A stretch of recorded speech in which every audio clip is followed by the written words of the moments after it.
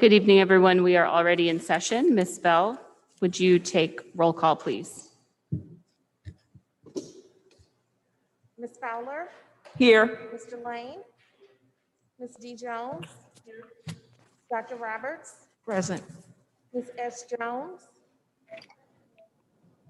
Ms. Rhodey Collins? Here. Do we have Ms. Fowler? Ms. Benoit. Great, thank you. You're welcome. Good evening, everyone. Welcome to a virtual town hall designed to engage the public on the subject of school closures and consolidations. My name is Dorothy Rhodey Collins, and I'm president of the Board of Education of the City of St. Louis. This program tonight is designed to provide a current view of the district, recap information presented over the past board meeting, and open discussion on the administration consolidation plan, which was presented on. This conversation picks up where the community visioning plan left off last spring. Tonight, you will note how feedback gathered in that process has influenced where we are today. We had just finished the visioning process when the COVID-19 pandemic hit in the spring. It continues to present a global challenge and abruptly commanded our attention. The pandemic has helped to shine a light and in some cases magnify the critical needs of our students, our teachers, and our families in this district. We owe it to everyone to keep moving forward in our discussion to find the right size for our district. This program is designed to be the last conversation prior to the vote next week. On December 1st, the list of schools impacted by closure or consolidation was made public, and we opened the feedback lines to questions. Board members have received a full copy of those questions and answers. This document, along with feedback gathered tonight, will be posted online at our website at www.slps.org/right-size.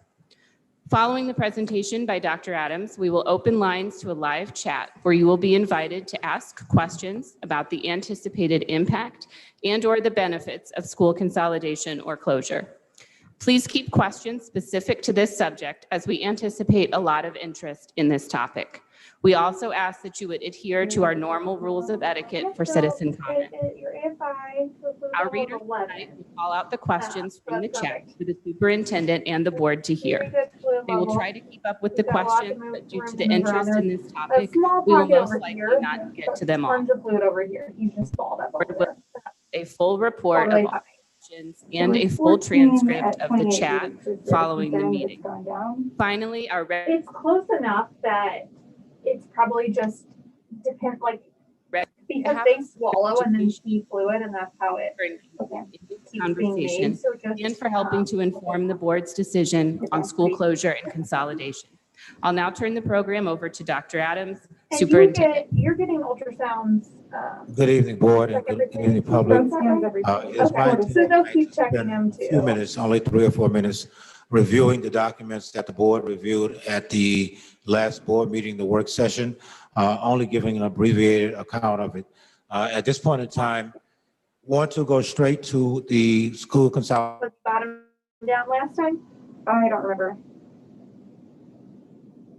Administration provided some recommendations. Enrollment and demand will be worth 25 points as we look to score schools. You can look to see on our website as well as the screen. Yeah, I didn't realize that was There were happening. 5 indicators that we looked at, 5 years of enrollment, plus the number of students who lived in the boundary of the district of the school and those students who did not, and giving varying points for that. Building Great. condition, 4 categories of excellent, good, poor, and fair, and there were points given for that as well. While we looked at the cost to prepare a building or bring the I'm gonna building call up to Dr. code, Grace Wayne, that who's was not on a direct tonight. Is factor, that it was an who indirect she's factor in the score Okay. of the So particular I will school. call Dr. Grace Wayne. Thirdly, we looked at and update capacity, her, but I think meaning that everything the school normal for you. evaluation based on building or classroom utilization Water's broken. compared to the total building capacity, and that very big based upon the grade configuration. Elementary would have been 75% utilization, middle and high school would have been middle, elementary was 75% middle, and senior high schools would have been 65%, not at 100% utilization, but only at 65%, 75%. Or our benchmarks are measured. The fourth indicator were 20 points would have been impact on neighborhood, looking at the Okay. data of specific So no support idea from the what city, caused it. It's also within data their from own any kind of normal. elected Yeah, official, as sometimes well as the there's just population changes throughout over the last pregnancy, you 10 might have years, like and also the impact on the shifts closure in on that particular neighborhood. And your lastly, any discharge and kind like of cervical special mucus. programs were And then also push your looked at a down. recommendation I from research, a there was, board like, member Lang. We reduced the special consideration to reduce it to 10 I and think increase the that's impact probably on what it is. neighborhoods from 15 to 20. And so that is how we looked at a set of schools, not every single school, but a set of schools based on some preliminary data and based on our team looking at that data. Signs of that being in the We near future or came back anything, or no and telling? scored In the every near single future, school, no telling. and the details, Yeah. all So details, that's 38 so slides that's kind of why I on say the it's not website. from everything You we've can done. see the schools listed in red of the schools that the recommendations are coming from for elementary. Should be one thing that should be noted. Hickey, there was an error in the enrollment for Hickey as well as an error in the age of the building. And so we made a recommendation to change that Anything I should score avoid, or from can I just do 47 to normal activities? 51, 46, I'm sorry, to 51. So that will be on the website tonight as well, the full presentation with the updated information. But still, my recommendation for Hickey would not change. It's still in that same range. But there was an update on the Hickey data. And so the schools in red, some of the Let me schools just that call we, Dr. Roseman, make sure there's I nothing will else be you want me to do, okay? Okay, thanks. Northwest, Cleveland, and Carnahan as it relates to some transitioning at that particular school. Red denotes recommendations and blue denotes recommended transition schools. The other slide also recommended asterisks will be schools that will be receiving schools, the likelihood that those schools will be receiving students from some of the closed schools. At the end of the day, what we're talking about is additional services for students. That's really what this whole presentation is about, this whole conversation is about. As I said before, we really should be shifting the conversation from closing schools to providing greater services for our students. This is not necessarily a financial decision. This is a decision around making sure that all of our students get the kind of services that they need to get. And I won't read all 10 of these indicators here, but just to indicate that wrapped into this conversation is a conversation around additional resources that we hope to provide to students as a result of school closure, meaning all kids. We labeled it as upgrade, but at the end of the day, it's really about providing additional services to students. The timeline that you see before you, and it should be noted that the closures that we're talking about are a 2021-22 closure. We're not talking about closing any schools during this academic year. All of these things will not go into play until next school year. We're at the point of December 8th where we're having a virtual town hall on school closures and consolidations from 6:30 to approximately 9 o'clock tonight. And as the board president has already indicated, the intent right now is that the board will be voting on the school consolidation and closures at the next board meeting, which will be a week from today. The question is, why are we here at this time? We're here because of the constant disinvestment in the city schools or in neighborhoods. And so what we're trying to do, quite frankly, is to remedy that issue that has been a historical issue that's been going on for a number of years. We didn't just get here today. We started this conversation in 15, 16, looking at targeted schools, and continued that conversation in 16, 17, looking at schools like Sumner, Clay, and other schools. That was a conversation that started with the community over 4 years ago. And so this is not just dropped on the community today. It's a long-term conversation that's taking place. It is now time for us to make some decisions relative to what we do with schools. We looked at a film regarding the inequitable funding in the city compared to the county. That is also one of the reasons why we're sitting here today, to make some decisions or recommendations relative to what needs to happen with the 68 school buildings that we support every single day. So at this point in time, Madam President, I know that we are prepared. Mr. Jackson will be taking the questions and reading the questions and directing those questions to either to the board or to the superintendent to answer at this point in time. Madam President, anything else that needs to be added at this time? Hello, I'm Susan Jones, Vice President of the St. Louis Board of Education. Thank you for the time you have devoted to the most important process. Now, we must offer yet another opportunity for you to be a part of the discussion. After the list was announced, we opened our feedback form to accept questions. The board now has a list of questions and comments. Soon, we will open the live chat feature to accept your questions on any phase of this process. Chat questions will be forwarded to our distinguished guest reader, who will read the question aloud for the superintendent and administrator to answer. Board members are also free to provide follow-up information as needed. We will do our best, but we cannot answer all of the questions in the course of this program. The board will receive the full list of questions that will be posted to our website within a week. It is the board's intent to make a consolidation decision on December 15th. Thank you again for your attention and partnership. And let's hear from one more speaker before we start our live chat. Did we have a, okay. So just to the board, I wanted to let you know that if you leave your mic off, the sound will come out through here, so that kind of helps in the big room.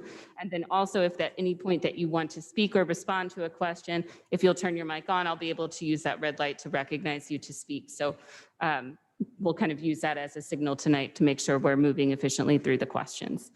With that, you may begin the questions.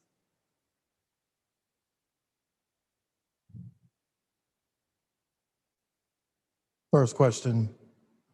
This question has been designed by the Harriet Tubman Incorporation, nonprofit, and they are interested in the status of their Saving the Beaumont High School campus proposal.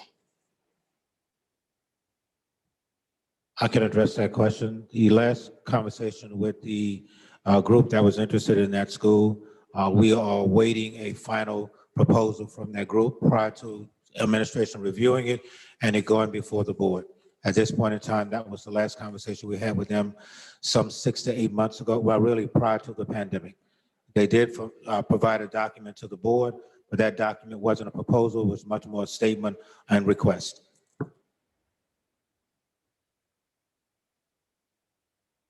What consideration was given to the current culture and stability of the schools in consideration this evening? Could you repeat that one more time, please? What consideration was given to the current culture and stability of a school? Meetings did take place, as I said before, the last 3 years with most of these schools. There only are a few schools that are being on the list for the very first time. Most of these schools have been consistently on the list for the last 4 or 5 years. We started some conversations, as I indicated, in 2015-16, with meeting with alumni, meeting with neighborhood groups to try to create themes to try to support these schools. But there have been prior conversations with most of the schools, not all, but with most of the schools, there have been prior conversations to take into consideration the culture of the neighborhood and what we needed to do to try to support the school. Thank you. You answered 2 questions in one. What will happen to the juniors that are in dual programs this year? Juniors who are in dual programs won't be impacted at all. The programs that the students are in will continue.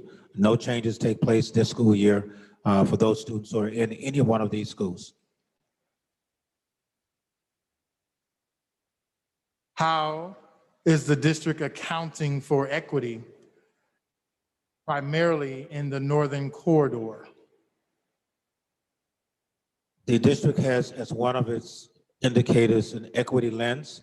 Once the decision is made, the resources will be provided to schools based upon looking at an equity indicator that we have created. We started a conversation with the board in its first inaugural year to talk about equity. And the notion here is that we are trying to look at the resources that we garnered this year to provide resources to schools based on equity, based on a poverty indicator, based on where the school is located, based on the dollars that the school receives. So there is some intent after this decision is made to come back to the board with the final recommendation around equity as it relates to funding. And the board may want to speak to this as well. Tell from the question if they're asking about the equity that was evaluated for the schools we're suggesting, that's for the schools that were recommended to be closed? I would agree. Based on the question, I assume that they are considering the majority of the schools being closed in the northern corridor as inequitable. So if that is the question, I can address that just a little. There are 11 schools recommended. 4 of the schools are in South St. Louis, and 7 of the schools would be in North St. Louis. The population of the city has shifted with about 86,000 families in North St. Louis, 52,000 in Central City, and about 152,000 in South St. Louis. And so I will acknowledge the fact that there's a greater population in South St. Louis and North St. Louis, and some of these decisions were impacted by the population. But again, this speaks to, and I addressed this at the last meeting, the equitable amount of resources that really have been disinvested, quite frankly, in North St. Louis.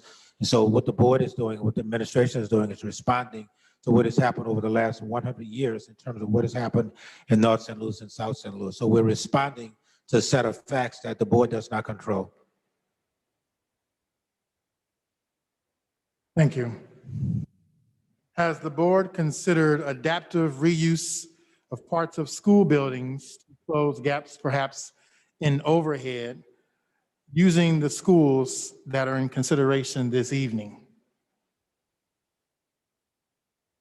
The board has historically tried to accommodate putting 2 schools in the same building, as we did with Central and Cleveland. There are a lot of details that need to take place for that to occur. Irrespective of that, we would still have to close schools. If we would move one entire school from one building to another building, the school would still exist, but that building would no longer be in play. And so we have looked at that as a consideration. We may be coming back to the board with some unique pieces around that as it relates to some of the high schools.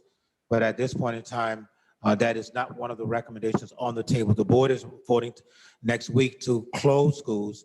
It doesn't mean that we won't consider that as we continue to look at the data after the closings. A lot will depend upon what kind of feedback we get from certain schools in terms of how many students, especially at the high school level, want to come back to remain at that school to graduate with their diploma. For the schools that are now in consideration, how have their resources been used going forward or considered in the current context of the school calendar year? I assume this question to be stating this individual is concerned that resources for schools that are considered to be consolidated are being either not used at the school or repurposed in advance. There will be no fiscal impact on any school based on this year's budget. This will all impact 2021-22. So budgets that the schools have already received will only be used for this school year and will not be diverted to another year to try to address what might be happening. If that is the question or the context of the question, those dollars that schools have received for this year are intended for that school and are not going to be used for any other school. Thank you. I want to go back to one other question, the previous one, where they talked about reusing the schools. One of the discussions that the board did have is that after we go through this process, we are going to consider how best to use those schools, and if reuse makes sense, that will be considered. Thank you. This question comes from a parent. They are concerned and they're asking, should they be allowed to vote since these are our children?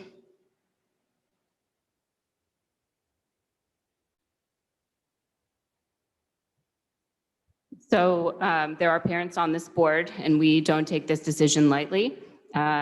We know how big of a part school is in your child's life and in your family's life. But unfortunately, this is a responsibility of this board as an elected body of the city of St. Louis.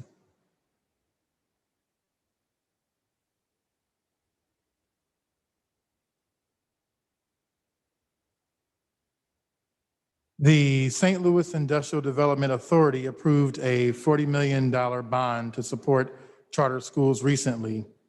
What is preventing St. Louis Public Schools to access these kinds of resources?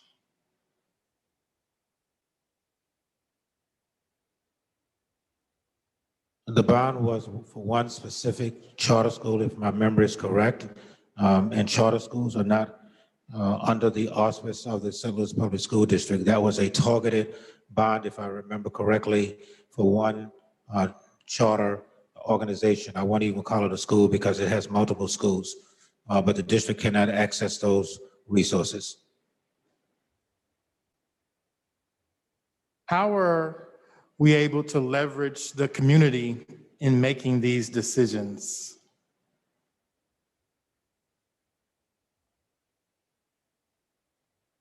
So we did start this process back in, well, the board started this process over a year ago. We started in October having these discussions as a board. We brought in a outside facilitator, Emerging Wisdom, in February and held a series of 6 town halls that were open to anyone, as well as I believe it was 6 targeted roundtables to different segments of the community.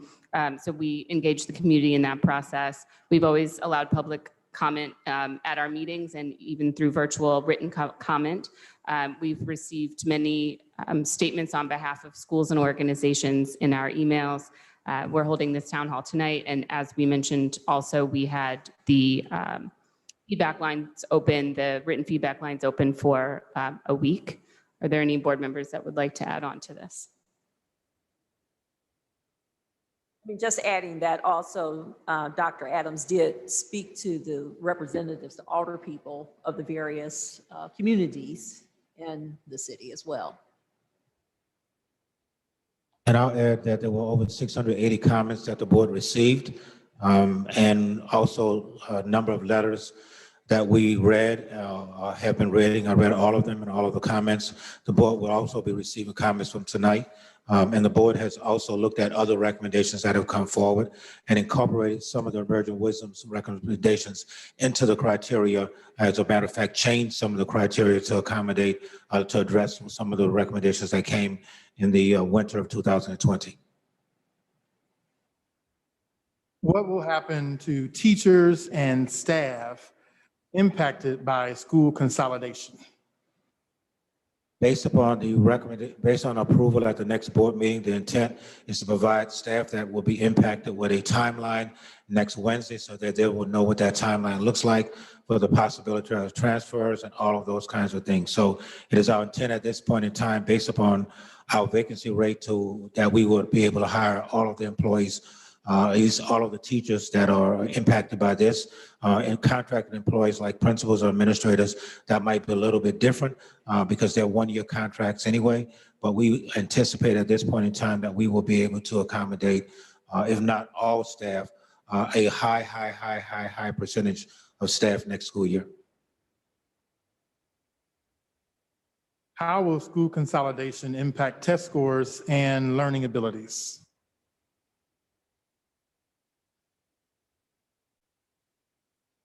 Part of the recommendation is to upgrade the opportunities for students, and maybe that's a word that is not well liked, but is to provide the students with equal or better opportunities in the schools that they're going in. We did not take tests last year, and it's still debated if we're going to take any kind of state assessments this year. This year, we are looking at our own formative assessments, but the intent is that this would not hurt students as they transition from one location to another. One of our greatest challenges right now, obviously, is the pandemic and the fact that kids are not in school buildings at all. So it's going to be very difficult to really separate data for students who are being transitioned compared to students who are being impacted by this pandemic. But we will do our best to try to separate the two from a data perspective to make sure that we're providing the most optimal services for students.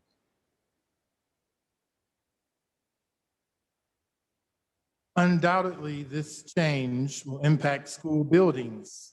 Many will be left vacant. Are there any new plans for buildings that will be impacted? I'll let the board start first and then I'll jump in after that. like I said earlier, one of the things as we talked about having to one of the things we said we wanted to do was create a committee to look at how best to do some of those school buildings, if it's feasible to do. So there will be, that's kind of the next step, to look at what to do with those buildings. And I would like to add, that conversation has already started. I had a conversation with the alder person on yesterday relative to one building. And we'll be having further conversations. I am scheduled to speak at the aldermanic meeting on Thursday. I would suspect that there will be ideas that come forward from there. And we plan on following up with those groups. So as the board member indicated, there will be a committee that will be looking at how to best utilize these schools and keep them in some kind of condition where they will not be pilferage if other schools have been in the past. My daughter is a 10th grader at Carnahan, where she is a good student and in a good school. What will be the efforts to encourage 10th graders and 9th graders to remain St. Louis Public Schools students? We have a recruitment team that will that really has already started to try to make sure that those students are retained in the St. Louis Public School District. In addition to that, as it relates to the high schools, especially Carnahan, the intent is that the students will be able to remain there until they graduate. We're likely not letting any new students in, but the intent over a 3-year period of time that 10th grader can still graduate from Carnahan.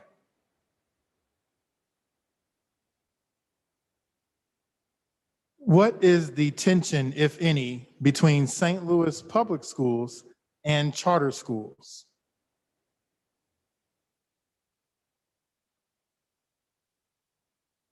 So I would say that we are a city that is declining in population, particularly declining in student population. And so all schools and LEAs are essentially in competition for students, which does not create a system that is best for kids.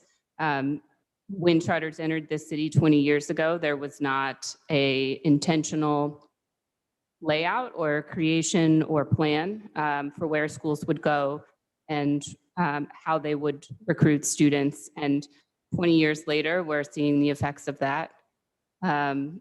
So I think this is evidence of what happens when there is no overall plan because we're all competing for the same pool of kids. Are there any other board members that would like to speak?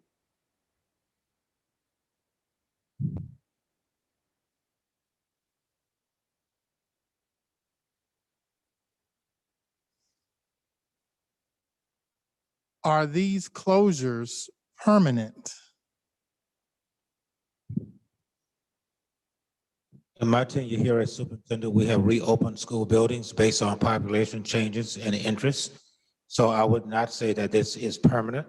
The intent is that these schools will close for the 21-22 school year, and the population shift over the next 5 to 10 years.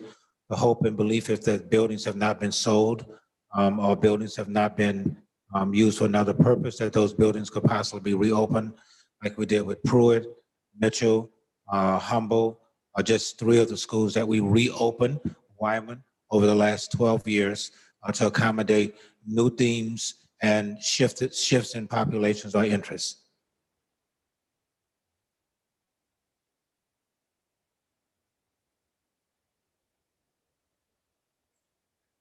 Could you speak to the consideration for schools to be closed during the pandemic?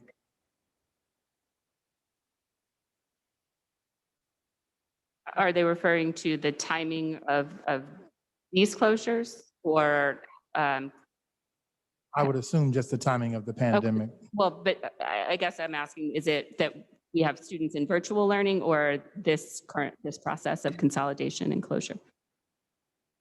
I would assume, the question is very general, but I would assume that it's playing into the context that the school buildings are not heavily populated right now due to the pandemic. Why are we talking about closing schools that are already empty? So I would say that, again, that this was a process we started in October of 2019.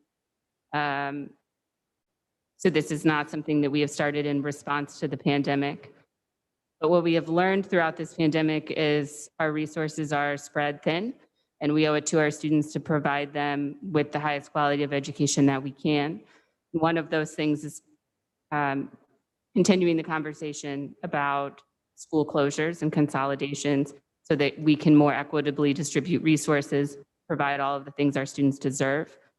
So it has just, this is a continuation of where we have been for over a year. But it is important that we consider this possibility.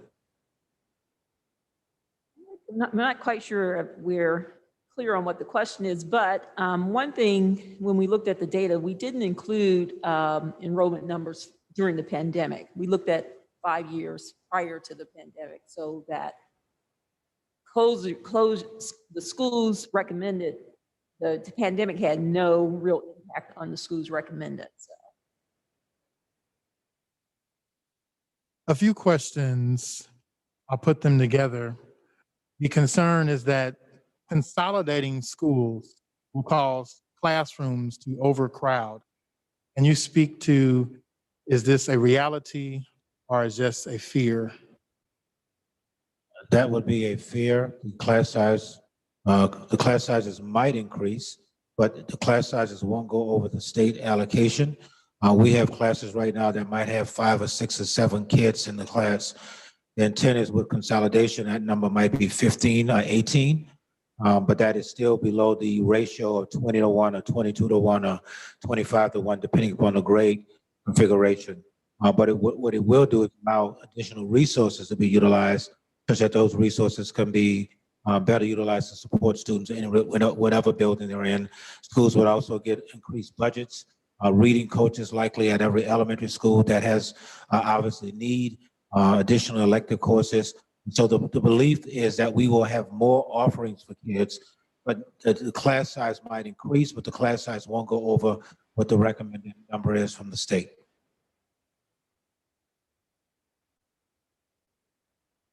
A few questions again, I'll put together. The gist is, what were the considerations regarding Sumner's recommendation to be consolidated?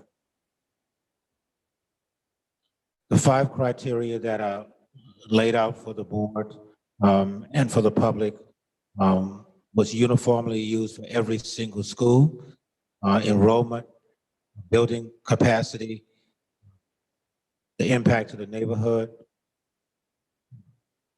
All of those factors, the notion of the building condition.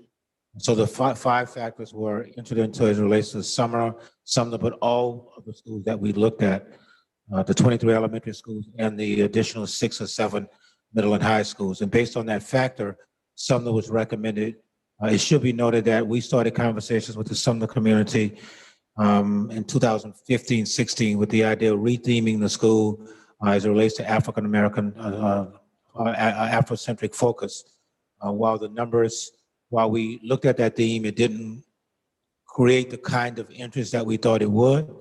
It also should be noted that there are 9 buses that bring kids to and from the Sumner neighborhood on a regular basis, and the population has declined by some 4,000 students, 4,000 people in that area. So we looked at all of those factors. While we are incredibly concerned about the historical value of Sumner to this community, we are cognizant of that and are looking for recommendations when I come back to the board, likely on the 15th, with the possibility the board toured the school on Saturday with the idea that the use of the building could possibly still be used for some other purpose that we will be looking at. But we understand the historical significance of being the first African-American high school west of the Mississippi, and are concerned about how the legacy of Charles Sumner continues. And so we are looking at every avenue to try to do our best, while the school may not remain as a school, to look at the opportunity to keep the Sumner name alive as well as the building. And the board members may jump in.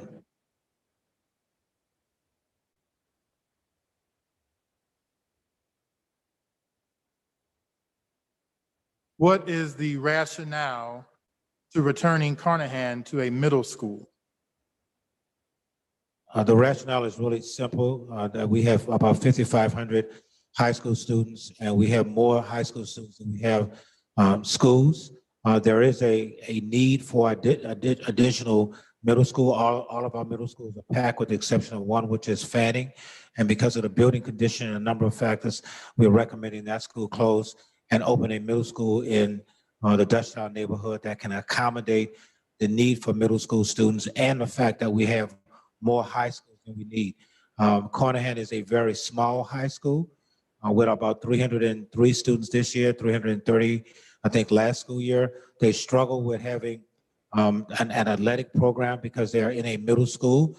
And so the gym is not at the required level for a high school.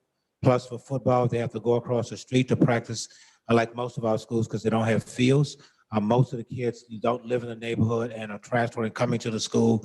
There are a number of buses that support this particular school. So the bottom line, if you would add it up at the end of the day, there's a need for a middle school, not a need for high schools, because we already have 10 to 14 high schools at this time. And we believe that the magnet school numbers that are presently going to Carnahan could be incorporated in some of the schools that have space. The programs that are presently at Sumner, at Carnahan, we met this week and we're looking to transfer some of those elective courses to other schools such that students can still be supported with the media program, as well as the Project Lead the Way program that is a unique program at that school. Not unique, but one of the unique programs at that school.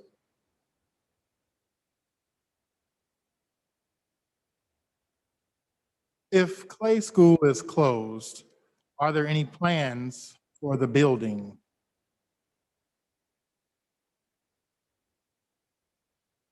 Again, the plans for the building is the next steps. Right now, we are going to be voting on the closures next week, and then a committee is going to be formed to talk about what specifically should be done with each of the buildings.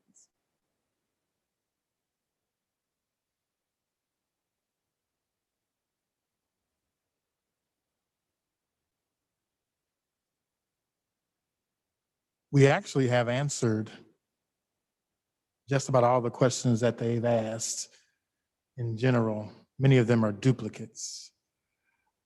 Are there any additional comments that the board would like to share, or Dr. Adams? There are additional questions still coming in, but for the most part. So are there any board members that wish to offer a reflection while we're bringing the new question or bringing the additional questions in? I'd just like to say that as a new board member, but a resident of the city almost my entire life, almost 60 years, and a graduate of the St. Louis Public Schools, as well as my children attend St. Louis City Public Schools. This is a difficult topic, and visiting the schools on Saturday was very difficult for me because so much history was there. But since I've been on the board, the new board members got to ask Dr. Adams to go back and look at some other things, other than suggested areas to evaluate which schools should be closed. And I thought a good job was done. However, with the comments made, we received 109 pages of comments. I've gone through half of those pages so far, and we'll go through the rest before voting next week. I think that we all are very concerned about the interest of the public, but our main interest is the interest of the students and doing what's best for them. And I think the board members are going to take this very seriously and spend a week reflecting on what's best for the students. And I think we could assure you that we're going to take this very seriously.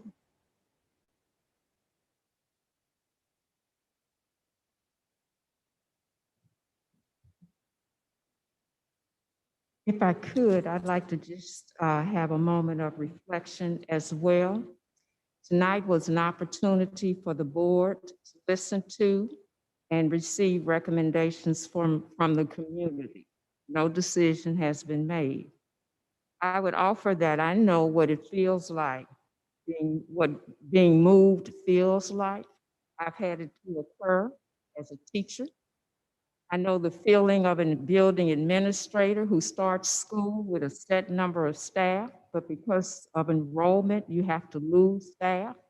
And in losing staff, that also impacts students, the continuity of instruction, because instruction grows out of having a consistent staff. So we understand the magnitude of this decision, but we're taking everything to account and reflecting on what is best for all of the students in St. Louis Public Schools.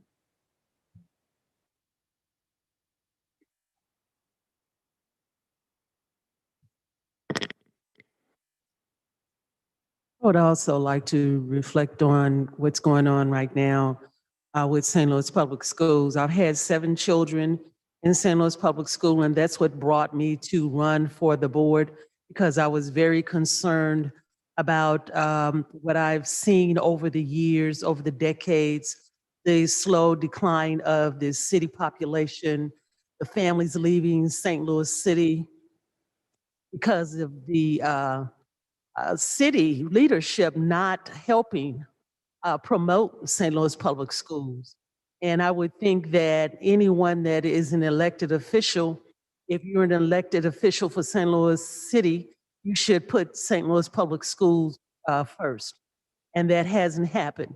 And now we are losing students, and we're experiencing high crime rates. And that's, a lot of it has to do with the educational system. If our schools were top notch, like we want our football stadium to be, our soccer stadiums to be, all the new billion-dollar projects that we're hearing about that we want to be, then we should do the same thing for St. Louis Public Schools.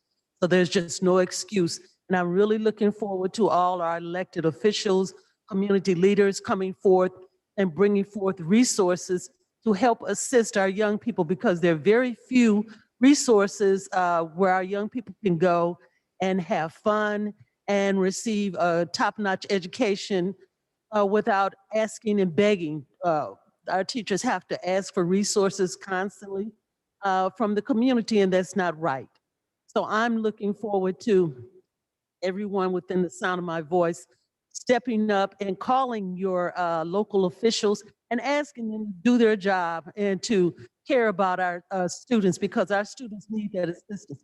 They shouldn't have to stand on the corner early in the morning because there are no schools in their neighborhoods. That is our responsibility as the adults in our community, to keep our students safe and give them the very best. And we haven't done that thus far. Many of us have tried to, but I'm looking forward to everyone pulling up their sleeves and lending a hand. Thank you. Just to add to Donna, what Donna said, we do have a mayor election coming up next year, and we should make our public schools a central point with the candidates and find out what their plans are for our city, and how they're going to connect our government with the welfare of our city, with the welfare of our schools. And I ask everybody, and I can appreciate all the community comments that came through and the comments that we received, and the offer to help. I'm asking that they all also help us get to these candidates for mayor to see what they are saying about this public schools and how they're going to ensure that our schools become the best possible option for our city school students. So I'd just like to second the comments that my fellow board members have made this evening.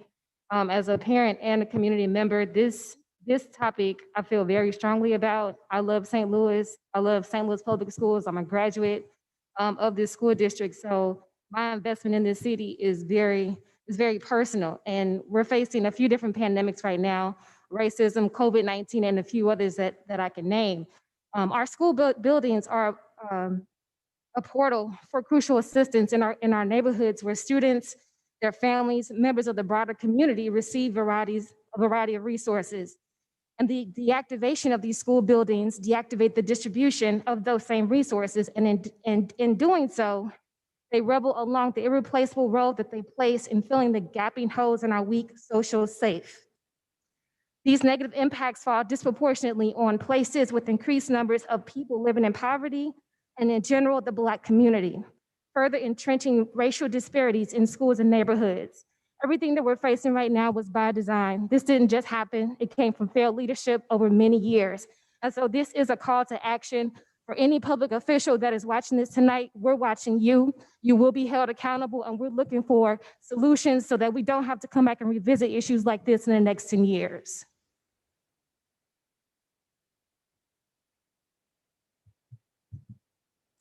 I want to thank everyone who asked the question and is tuning in tonight and has provided some insight, have held meetings outside of this board to figure out how to strategically support the school district. Aside and in agreement with most of what my fellow board members have said, I think my plea while we're on this topic is more to you, Dr. Adams, and my fellow board members. I know you've said, once the decision is made, that decision being the December 15th decision.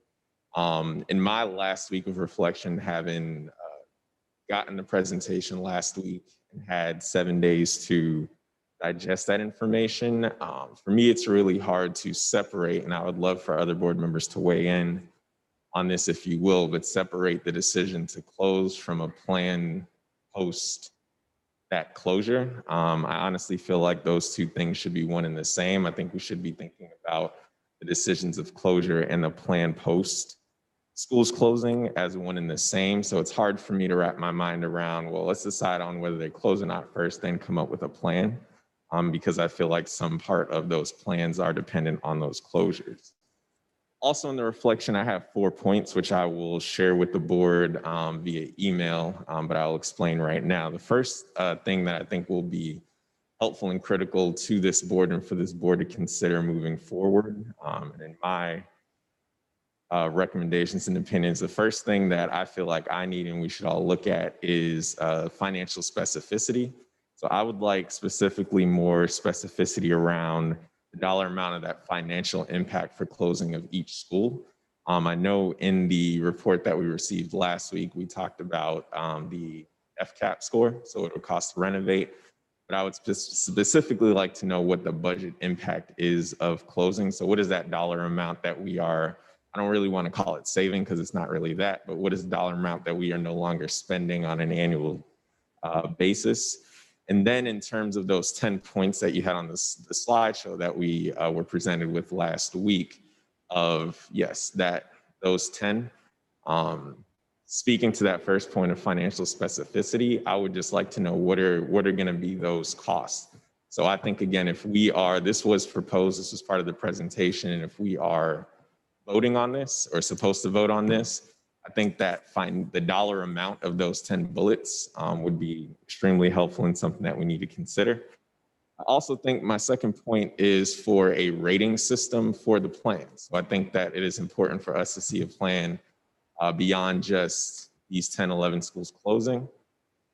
And I think we need to rate that. We've rated the schools. I think it's fair to rate the plan and have some sort of threshold, because I think a rating system for that plan allows us to standardize our thoughts. As we've heard from the community, there are many factors to consider, and we all are different people coming from different backgrounds with different experiences. One thing that will help standardize and help us feel comfortable about the work we have to do going forward is to be able to standardize that. Some sample suggestions for those categories for me are the financial impact on the district.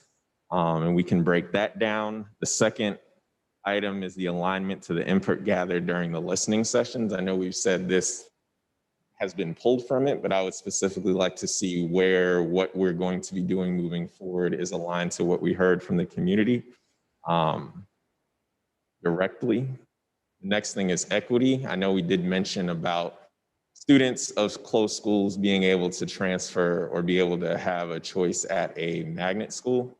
I think because we have talked about generational impact, I think it's very important for us to go beyond that. And yes, our region has systemically disenfranchised and marginalized people of color. And that is not our fault. Like you said, we did not create that, but we do have a responsibility in curtailing it. I could even see, and this is just a forethought, but again, this would be your team doing this, but potentially having students that have been at a elementary school that closed have first choice or some sort of choice when it comes to the a magnet school or a high performing school that is a middle school or a high school in the future, and having that be grandfathered in for students of any schools affected by this closure. The last two items in that rating system would be long-term sustainability. You talked about in our last meeting about not wanting this to be just like what happened in 2009 and what happened before. So I think it's important to say what is going to be different. If we take the same approach, it's not going to be different at all, but I would like to see what long-term sustainability looks like. So how the current actions and decisions that we're making are actually going to set us up for future success and be able to rate that. And the last piece is community approval. So a way that we put out a plan that that has been devised by the district to the community in a way that they can provide feedback. I don't know if that's a Likert scale or what rating system that will be, but to be able to get that feedback. That would be the rating system. The last three items, I would like the additional data and specific data on the 2009 closings. So specifically what schools were closed and what were their neighboring schools that remained open, data on where those students left from and where they went to, and then enrollment changes at those neighboring schools if those schools are not already on the list in the presentation of data that you've already given us. And then the current status of those buildings that were closed. I think, again, in evaluating a plan for future closures, it's probably important to look at over the last 11 years, what we've done with those particular schools that we've already closed.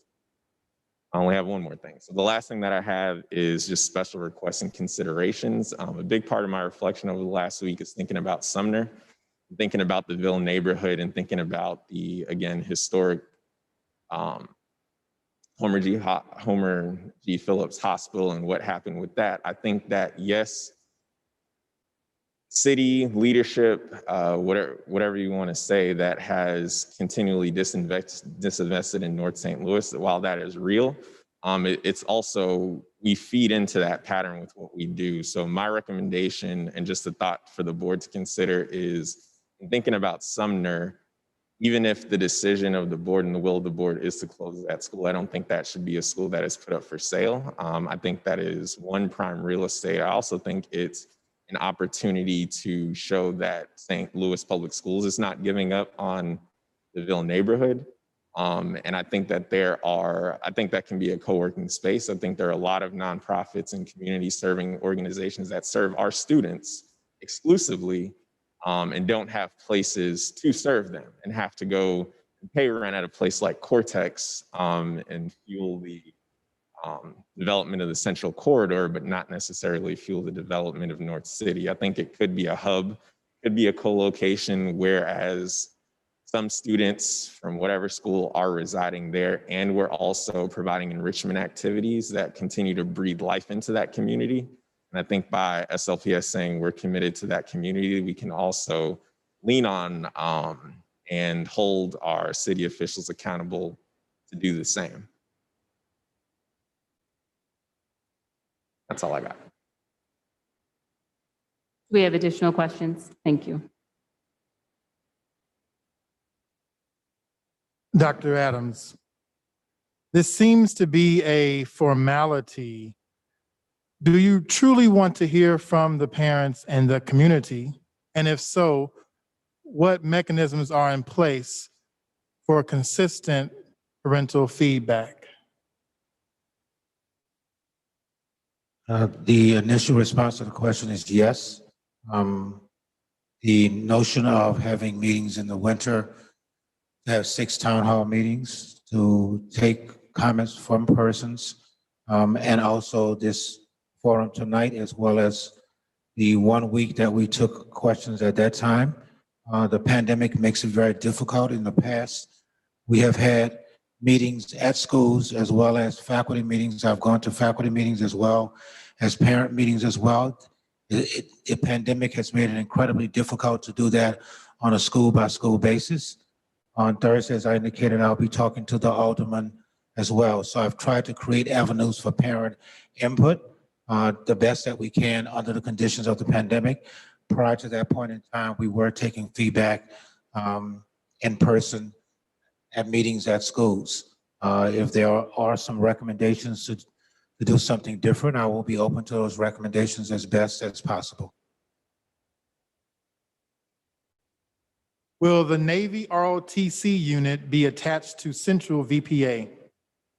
We are having some discussions right now with the Navy and with schools that might be able to take that as a transfer. So I will be getting a recommendation from the administrative team over the next 2 days relative to that. But it is our intent to keep the ROTC program, but to incorporate it into another high school. We just don't know that it will be central.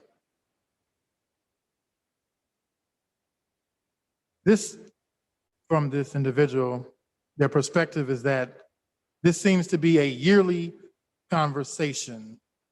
What methods or mechanisms are in place to relieve stress and trauma from teachers, staff, and students whose names may be caught up in the mix on a yearly basis? It is our intent to only recommend schools that we were considering as opposed to incorporating names of schools that we were looking at but not necessarily considering. So the board received 10 of the schools that we looked at deeply. We did not include in any kind of public conversation other names of schools that possibly could have been, because we did not want that self-fulfilling prophecy to occur. And so these are the schools that we were actually looking at as opposed to schools that we quote unquote might have been considering. So the numbers were reduced based upon that analysis this year compared to the previous years. As the writer is asking, we have looked at some of these schools before. There's a reason why that they come back to the table again is because of the decline in population and also the notion of the capacity use in those particular buildings. What extra services will be provided? And so I would assume to those schools that will be recommended for consolidation. Mr. Lang referenced the document that has the 10 things that are listed on the screen right now. It is our intent that the schools that are listed here, not the schools, but the resources, all schools will get these resources if appropriate. Obviously, elementary and middle schools won't get AP and electives, but the intent is that all schools will get an increase in the things that you see listed here. Are there any services that you hope to provide to students?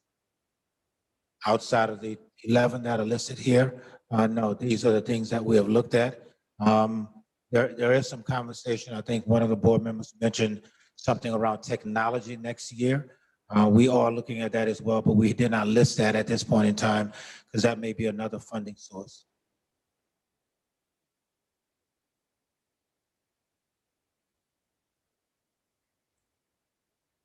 There are currently 4 full-service schools in the district. Are there plans to incorporate that staff person in more schools? Full service schools was a program that was done in conjunction with the city. City dollars left about 6 or 7 years ago. We are still funding the program to the level it was before. We are receiving some small dollars from the city's a specific fund that the city has right now. But it is not the intent right now to expand the full service schools at this point in time.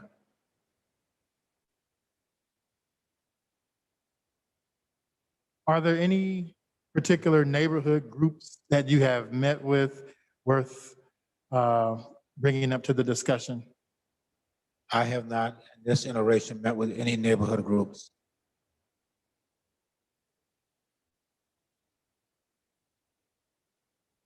I want to add that you did meet with the alder people who represent the neighborhood and the neighborhood groups. So.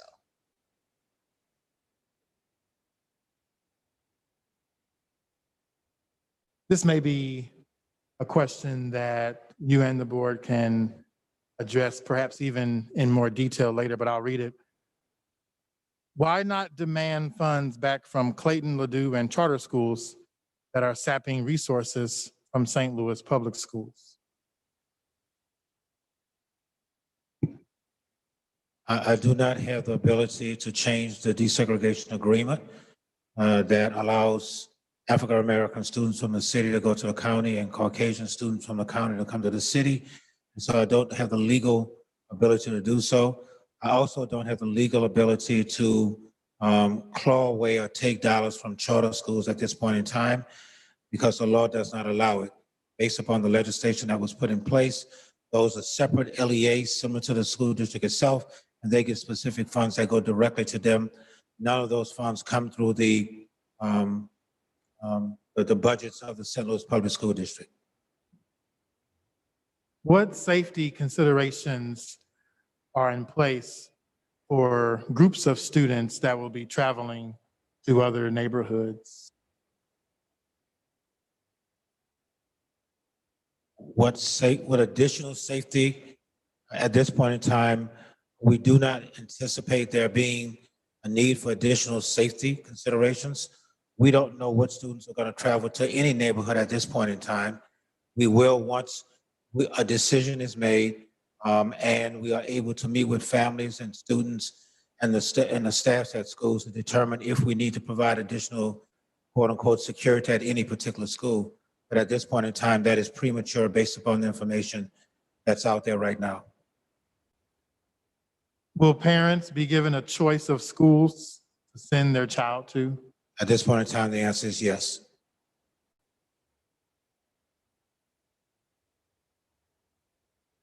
The last question that is in the queue right now is about budget and the impact of budget. And I believe Adam had asked that question as well. And if there's anything you would like to share, you're welcome. I know there's more information forthcoming for our parents and community partners. So generally, I indicate that it's going to be almost impossible to determine what the actual fiscal impact will be.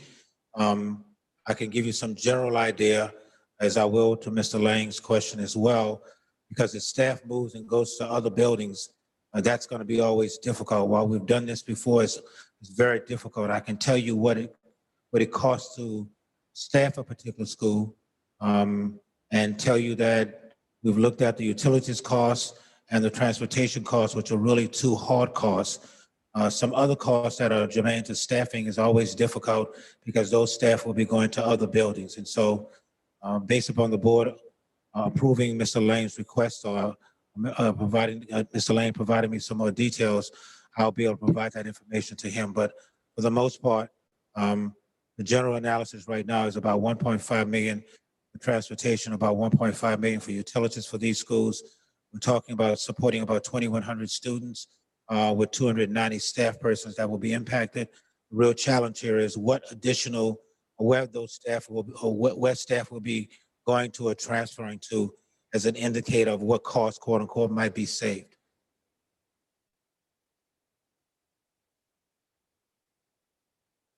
This is another building question, and it's specifically related to charters. Have any charters asked to purchase the buildings that could potentially be closed? No, not at this time.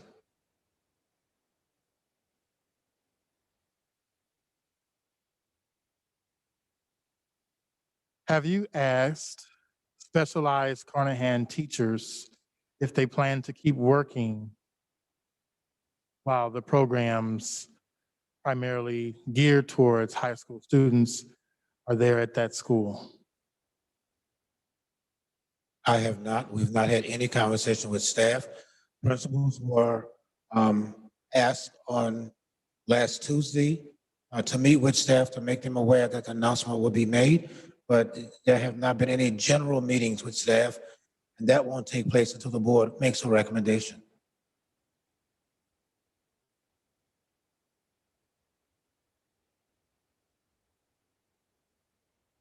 We've kind of touched on this question. I'll revisit it. It's been asked again. What options are offered for freshmen to upgrade for schools that are being considered for consolidation? The indicators that you see on the screen are some of the things that are going to be offered as quote unquote upgrades at all of our schools. I can't speak specifically to a school because I don't know what school this particular student might be attending.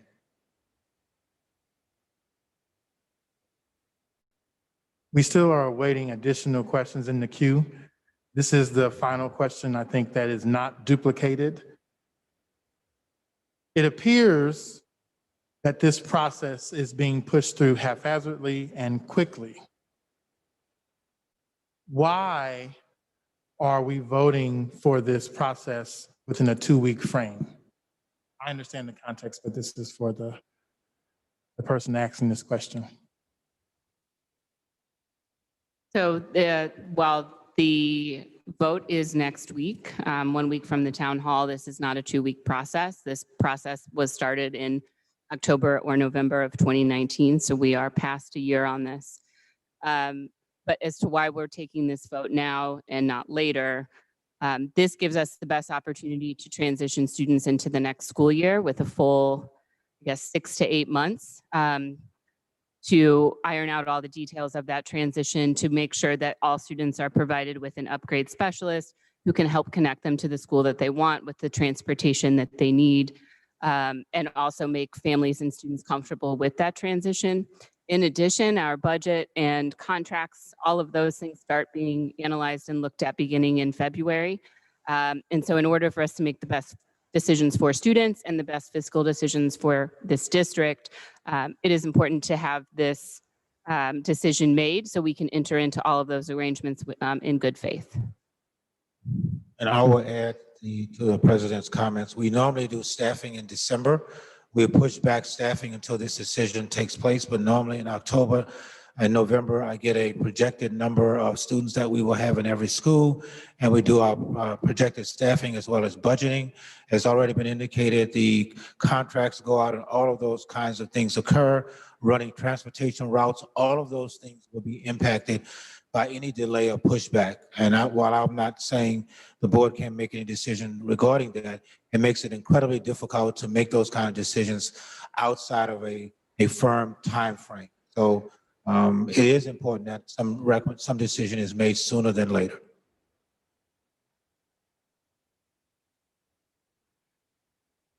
You had mentioned that school consolidation could result in an increase in students in classes. A few questions are regarding COVID safety practices. How will parents be assured that their children will be safe? The present restart plan caps the number of students in every single school. And we are doing a dual enrollment or the dual instruction at this point in time with teachers doing hybrid, meaning in person and also virtual. On yesterday at 12 o'clock or there about that time, we are asking families to respond to a survey so that we will know how many kids will be coming back on January the 11th, which is projected day, or really January the 4th for virtual and January the 11th for in person. We will be looking at an A/B scheduling, capping the number of kids in a building. I would suspect that if the virus is still impacting the district next year, because we're talking next year, if a vaccine is not in place and families don't feel comfortable with it, it is likely that we will be doing some kind of hybrid instruction in every single school again as well. It is not my hope and belief that that will occur, but if it does occur, we will accommodate families across this district as we did this year, such that we will not have large numbers of kids in buildings that would likely impact the fact that the virus would be detrimental to them. So the long story short is, while I do believe that there may be some implications for increased numbers in buildings, we do believe that we will be able to accommodate those students similar to what we're doing right now.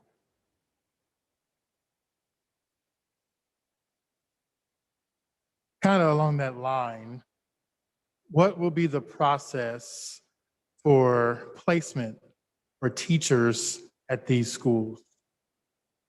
The Human Resource Department has followed a process that they've used. They've done some of this in conjunction with Local 420, but for the most part, if the board makes a decision next Tuesday, a timeline has been established that will go out on Wednesday to staff to engage them in terms of how transfers will take place. We always try to make sure that some staff will be transitioning to the same building that some of the kids would be going to, such that they all have familiar names and faces in that particular building. But there is a process of procedures that we put in place in the past, and we can provide to anybody relative to what that looks like.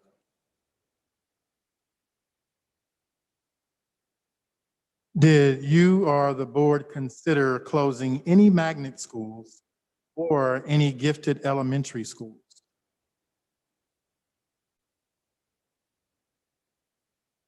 Northwest is a magnet school.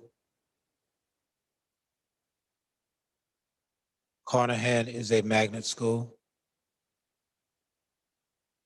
So not only were they considered, they were recommended.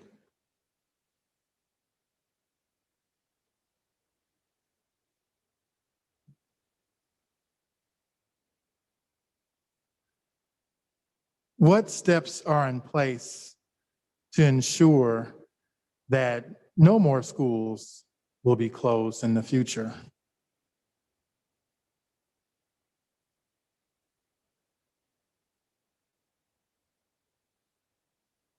I'd like to say something about that. I'm not sure if this board or superintendent can actually answer that. And like Adam, I spent the entire week reflecting on this. And I recall something my parents said to me over 44 years ago. That's when I, unbeknownst to them, applied to go to the first set of magnet schools. And they didn't like the idea of me leaving the neighborhood school. Because their thought was, if you allow people to start leaving the neighborhood schools, what's going to happen to the neighborhood schools? And then in 1993, my school closed. So as we have to realize, unfortunately, as parents and as students have choices to leave their neighborhood, even if they're leaving their neighborhood, their city neighborhoods to go to another city neighborhood school, whether it's magnet, charter, or wherever, it's going to affect some schools because in addition to population being dropped, school enrollment is being dropped in our neighborhood schools because people are choosing magnet schools, they're choosing charter schools. And I didn't understand the wisdom of my parents when they said, what's going to happen to the neighborhoods if we start sending our kids to other schools?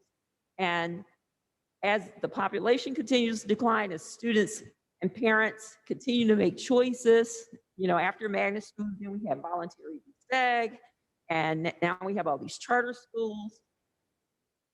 Because these things happen along with a huge population drop, we can't guarantee that other schools won't be closed. We would, and that's why I think the call to work with city officials to grow this city and to grow the population, not just in South St. Louis and the Central West End, but in North St. Louis also, that helps prevent the closure of some of those schools in those neighborhoods. I think that we can also develop a bigger vision than we currently have. Just say, for instance, when we had the conversation on number 10, the paid internship for high school seniors. I know when the board first came back last year, each board member had a conversation with Dr. Adams. And my conversation was about entrepreneurship. And we also, along the years, I heard many people ask about the trades. And even with my own children, when they were coming up in St. Louis Public Schools, I had some sleepless nights because my son wanted to go to North County Tech to take up auto repair. And he couldn't take it in St. Louis Public School. He wanted me to send him to live with a relative so that he can go. And eventually he learned on his own. He was self-taught, but it was something that he desired to have here in St. Louis Public School. And right now we have hundreds of young men and women that want to experience trades in St. Louis Public School. And it might be time that we take a look at really having a North City and South City trade school and give a curriculum to our students that they're asking for, because many of them, what we've been offering, they don't want. And if we start giving kids what they want and the parents what they need, then they'll come. So, I mean, a lot of us want to send our students to college and what have you, but I know many of us start off going to college, but the monies just aren't there right now. That's why we have many high school students in their senior year wanting to play basketball or what have you, even though we're in the middle of a pandemic, they're wanting to take the risk so that they can get a scholarship so that they can go to college because they need the funds. But if we had ways that they can acquire those funds without doing that and risking their health, that would be so much more better. So I'm just really hoping that we will really take a look at the curriculum that we've been offering, and charter schools are just offering a different type of curriculum, and it's something that we can do just as well as they can, and probably even better because we have more experience. We have Metro High School, one of the most successful high schools in the state of Missouri. We have the Biotech School. I can name a lot of them where we have very successful programs. So I'm just really hoping that we'll take a look at changing the way that we're moving and listening to parents and giving them what they want.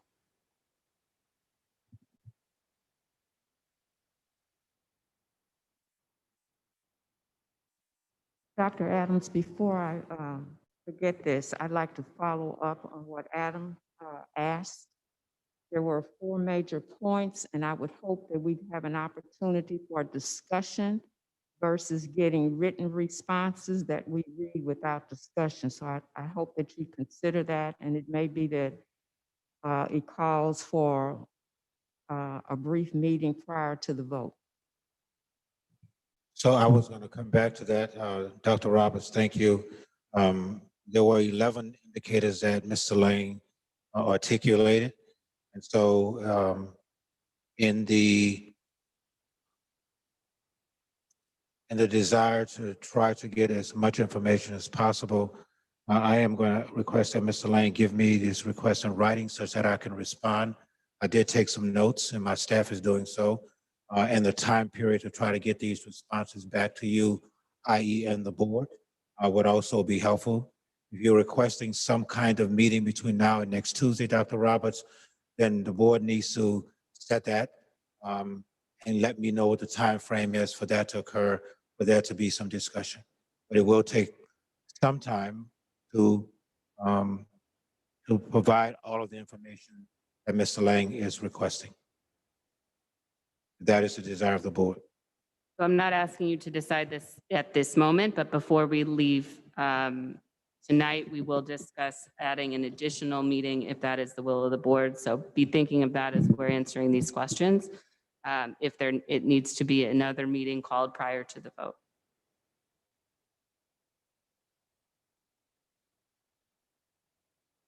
We have some additional questions. What will be done for children that have IEPs, knowing that transition is hard for them? That is an excellent question. The programs that are presently at these schools will, I want to say, and I don't know the very specificity of this right, specifically this right now, the same programs exist at most of the schools. We're not necessarily closing the schools that have unique programs that special needs students could not benefit from other schools at this point in time. I need to double check to make sure of that.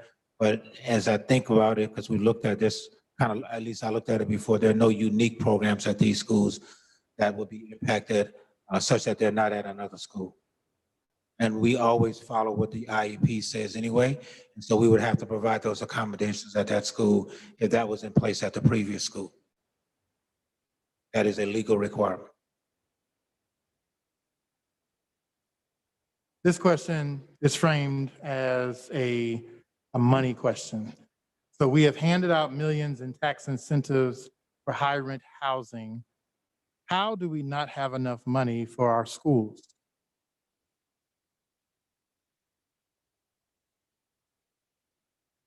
I don't think that is a question that we can answer, as we are not responsible directly for handing out those housing incentives.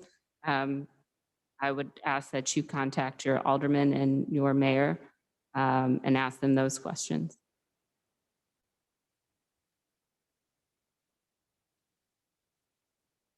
The Tabernacle of St. Louis is willing to invest to keep Farragut open. Is there anyone or any way this can be discussed? Those persons can contact myself and I can get them with Mr. Walker, who is the person responsible for facilities. It all depends on what they mean by keep it open. But yes, we can start a conversation relative to that. But the notion here is that, let me just simply say, yes, we can talk about what it might look like, but if they're talking about keeping it open as a school or utilizing it for a different program, that is what the details would have to be discussed about and what that would mean. Won't closures significantly drive transportation costs up that are already high? At the high school level, we are already transporting students all across the city. As I indicated before, Northwest had 7 to 8 buses because it was a magnet school bringing kids to their location. The neighborhood schools, i.e. The Farraguts, the Clay and other schools, there may be some costs incurred as a result of that, but we are opening schools up to other schools that are surrounding that particular school. We already have transportation, 272 buses across the city every single day. Those buses in many cases are not full, but they have to be run to accommodate the families that are in those neighborhoods. So I don't know what the cost factor will be right now, and quite frankly, we'll never know, we'll not know prior to this being made, because families are going to make decisions about what school they want to go to, and that will impact our routes and our pickup times and all of those kinds of things. So it's impossible to know that right now. I can only give what we've done in the past and how it has impacted us in the past, and it has not substantially impacted us in the past. Is there a figure or a number of Caucasian students that are coming into St. Louis Public Schools from the county each year?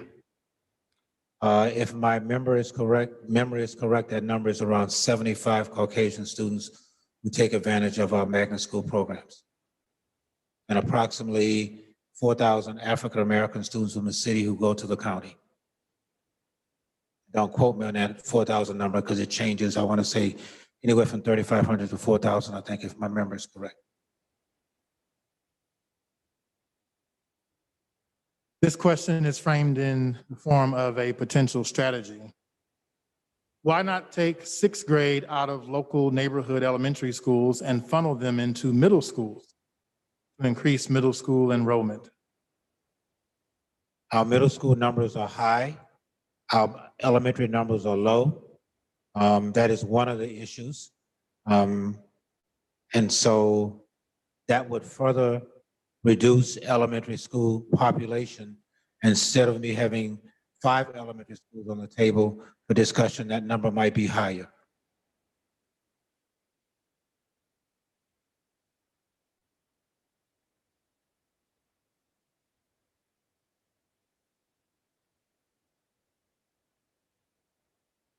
I believe that's all the questions we have in the queue right now. We do have still 35 minutes scheduled in the town hall portion. So I'll ask again if there are any board members that want to offer any reflections or speak on any of the questions that we've heard so far, or on any aspect of this process or timeline.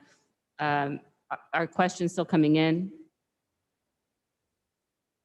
Not at this time. No, okay, so this may be a good opportunity if you don't have general reflections to share, if you want to share your thoughts about adding an additional meeting prior to the vote on December 12th. I'm sorry, 12/15, December 15th.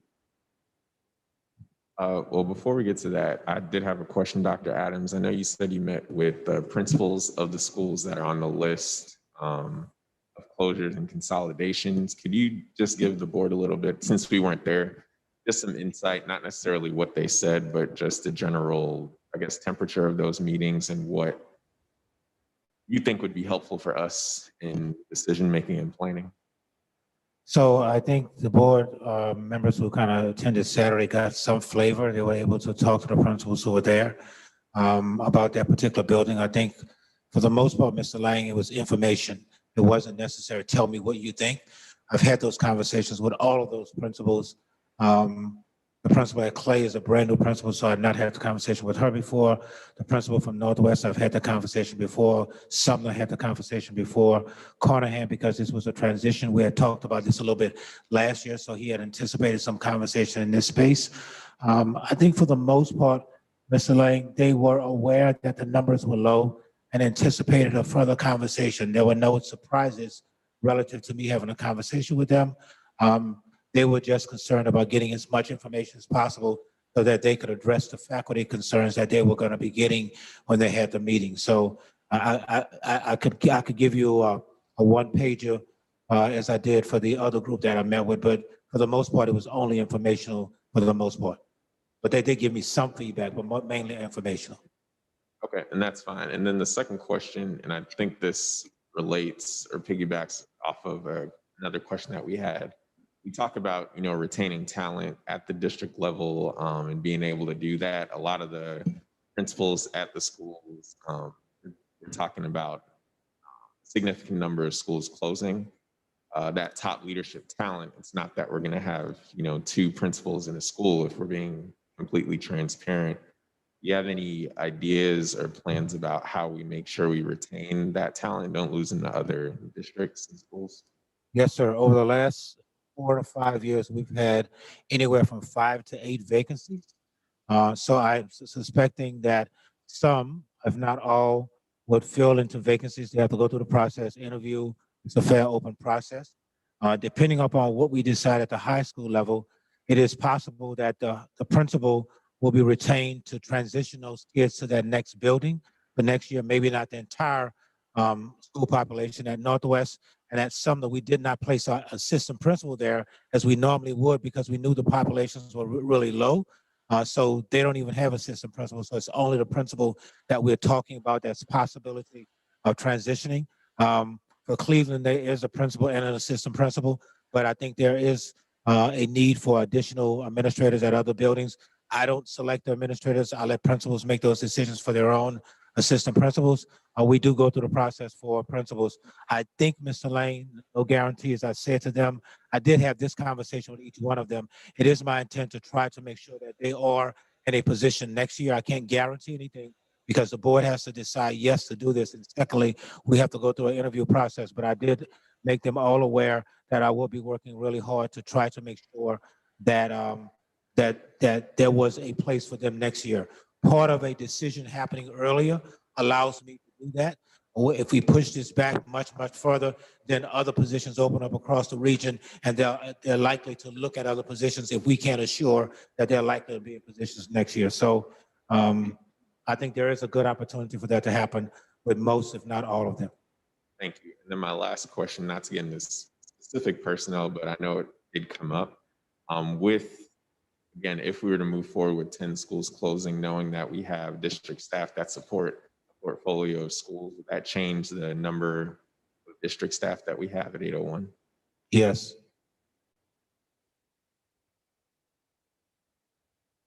Dr. Adams, I have a question for you. Yes, ma'am. Okay, so for the schools that make it to being closed, what will we do with the resources that are in those schools to decrease the amount of break-ins or, criminalization of the building? Like the kitchen stuff, the desks that are in the building. Oftentimes people are stealing the windows off of the buildings in those communities extremely fast. And so how will we distribute those items? So in my conversation with the state today, because I want to make absolutely sure in the past, those resources follow kids. So if the school is a title school or a SIG school or comprehensive school, those dollars that would normally support that school would follow the largest group of kids. In terms of what you just described, in terms of the hardware, Mr. Casey and I, as we visited schools this week, are looking at a plan to take out some of the items that we think people are going to go after.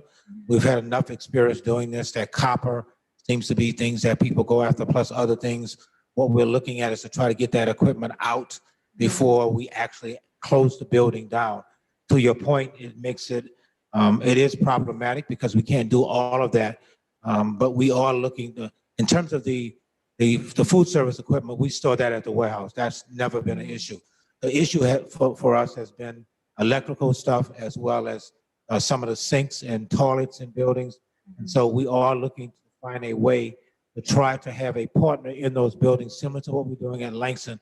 And I use Langston because it's a prime example. We've not had any kind of major issue at Langston. I think there was some stealing of the air conditioned parts about a year and a half ago. We were able to address. But for the most part, when people are in buildings every single day, it makes it difficult for people to go into those buildings. So the bottom line is, answer your question long and short, we're going to take stuff out of the buildings to the degree that we can. Those buildings that remain open, we're going to try to find partners who are in those buildings every single day, such that those items are not taken the way they have been in the past. Right. And then my last question is, Dr. Adams, I know you said it before, so just if you could refresh my memory, could you reconfirm what bills the district will still have to pay for the building after it is closed, please? Historically, what we've done is we've paid for electricity and gas to a smaller degree, obviously, and obviously the security system that monitors the building.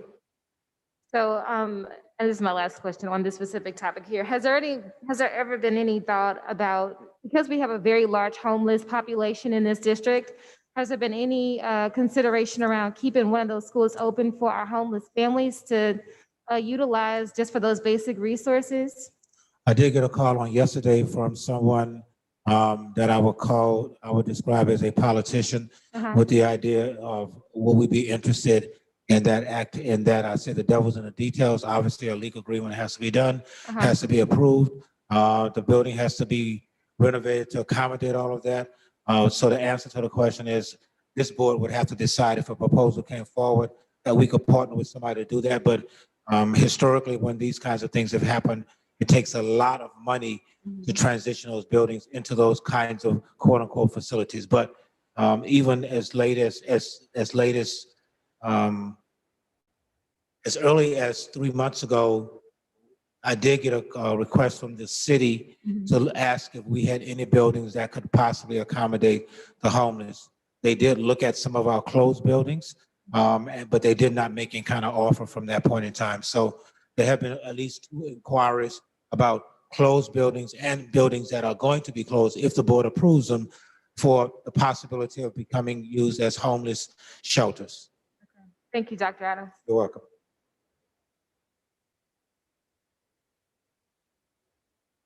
We have some additional questions. Why close Cleveland when the campus will still remain open for Central? Central has the ability to expand. They presently have 400 students. They can easily expand to about 500, 550. So it is our belief that the program at Central is well thought of, and many students will likely, the bottom line is the school will expand and use some of the spaces, if not all of the spaces that are presently being utilized by Central. I'm sorry, by Cleveland.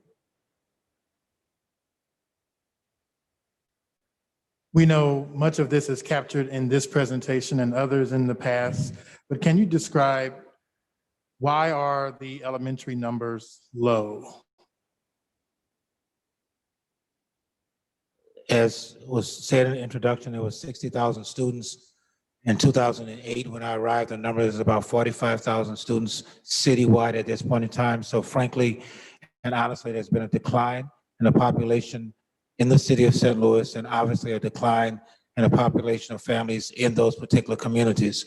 So as a result, if that was a neighborhood school and it's not a required population, meaning, a population that is applying to go to the particular school because of the magnet theme, if you will, then those schools are declining in terms of population. What has been said by Ms. Fowler, and I will reiterate that, the numbers that we're looking at are 2019-20 numbers, not 2021 numbers. If I was looking at 2021 numbers, because I looked at them today, it would still be, with the exception of one school, all of the other schools have declined substantially, upwards of 40 kids, as low as 7 kids. So we are all only looking at 1920 enrollment. So we have no idea what the numbers will be next year in light of the pandemic. It is likely that those numbers will be further lower than the numbers that I have on the screen when I did the presentation last week. And so there is a risk that the numbers are going to even be lower. So, but the answer to the question is the neighborhoods have less kids because, as has already been indicated, those families are leaving the city of St. Louis. What innovation is used or will be used to enhance the schools that will receive the schools being consolidated?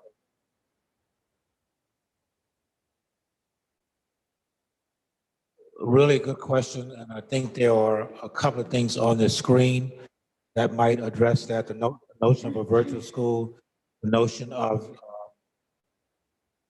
internships for high school students, the notion of additional electives at high schools.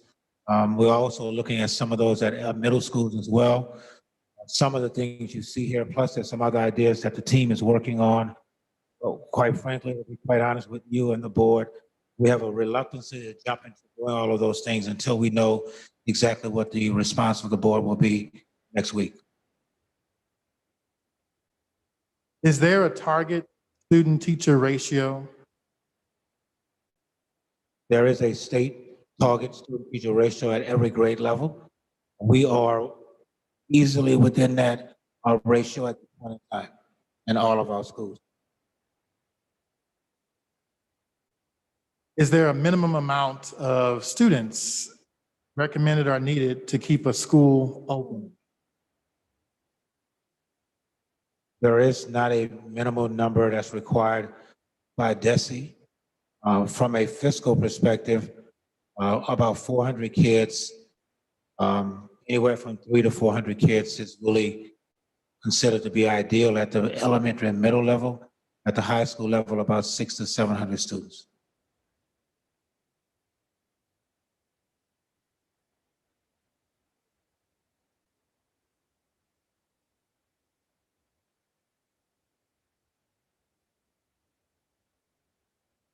What, if anything, happened to the surplus of funds St. Louis Public Schools had prior to COVID?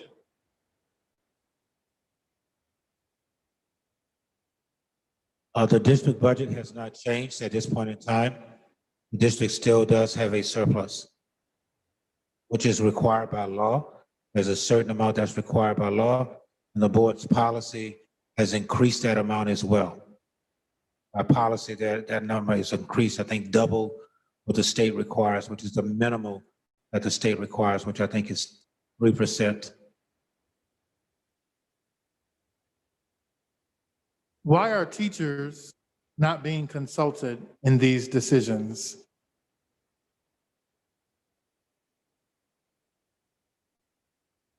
Historically, we have included teachers because of the pandemic.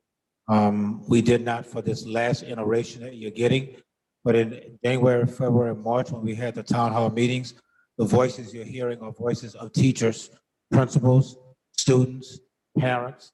As the president indicated, we did have sessions with all of those groups, and we did listen to teachers prior to these recommendations coming forward. We have not since the pandemic, but we did in a robust way include teachers and all staff members, as many staff members as possible in February and March.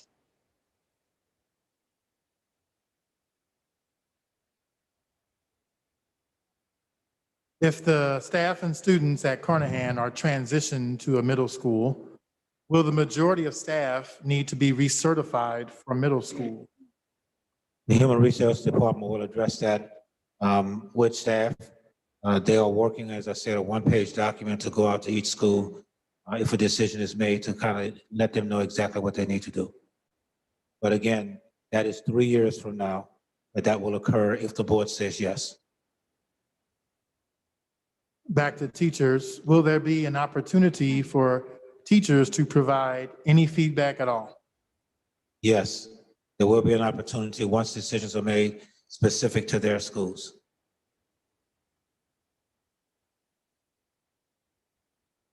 Is there a way there could be an alumni office within ROTC that could potentially assist with recruitment? That is a novel idea. I've not heard it before. That is something that we can consider. It's not something that I've gotten before, and so that is something that we could consider.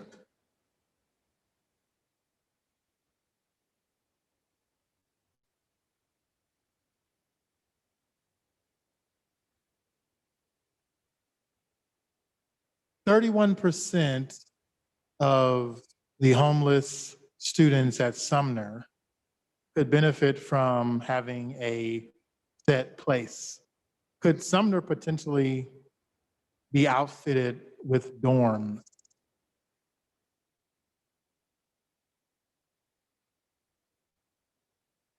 There would need to be some partner that would be willing to cover the cost to do that. It would not be something that I would recommend to this board. Meaning that we would cover the cost to do so. It would have to be some outside partner looking at the facility and being willing to address the cost to do that.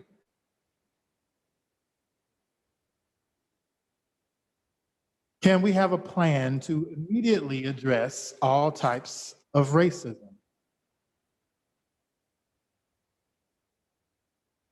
I have a broad question. I assume it to mean institutional, systemic. I don't know that I could answer that question, only because it's so wide open. It's not specific to the district, it's not specific to teachers or students, it's just so wide open. I will tell you that we do have an equity plan, a board plan that the board received in August and September. In addition to that, we are providing professional development to our administrators around equity. This is year 3 for doing so.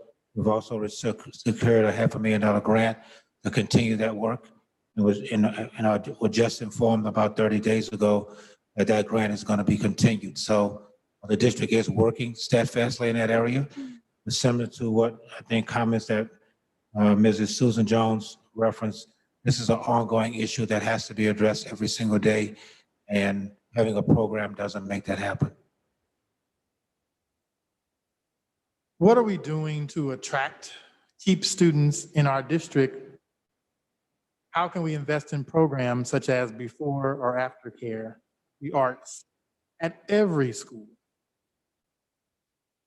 The hope and belief is that this plan will allow us to increase electives across the board. Instead of having a part-time PE teacher, full-time PE teacher, instead of having a part-time art teacher, full art teacher, the small size of schools makes it incredibly difficult to do that. And so a half here, there, 2 days here, and 3 days there makes it incredibly difficult to offer all of those courses at the elementary level, middle, and high school level. So depending upon what the recommendation will be, the hope and belief is that we can offer more electives at the elementary, middle, and high school level.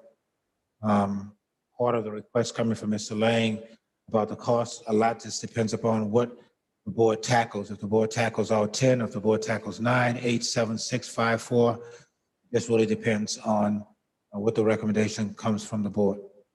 Approval comes from the board, rather.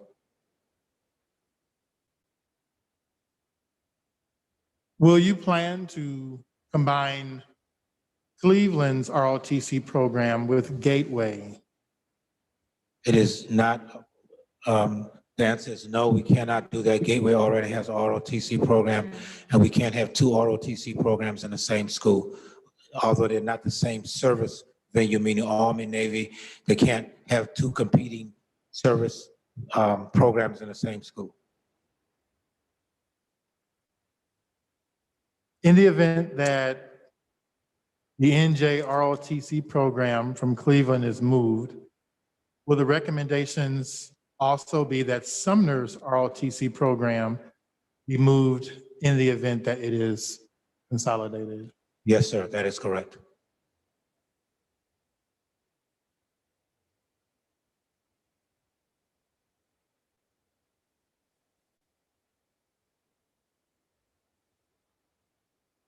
It appears that there are some schools with lower scores that are left off the consolidation list. What is the rationale? Really an excellent question. The notion of having the scores was to give us some indication, but there are always some nuances that determine what might happen, not just based on scores. And I can go through an example if the board wants me to, but the reality is the scores were objective. There's always some subjective views that have to be looked at depending upon where the school might be located. So that is the rationale and the reason why we had to look at a number of different factors relative to that. If you might take one of the schools and just kind of Sure. go through an example. Sure, I will. If you look at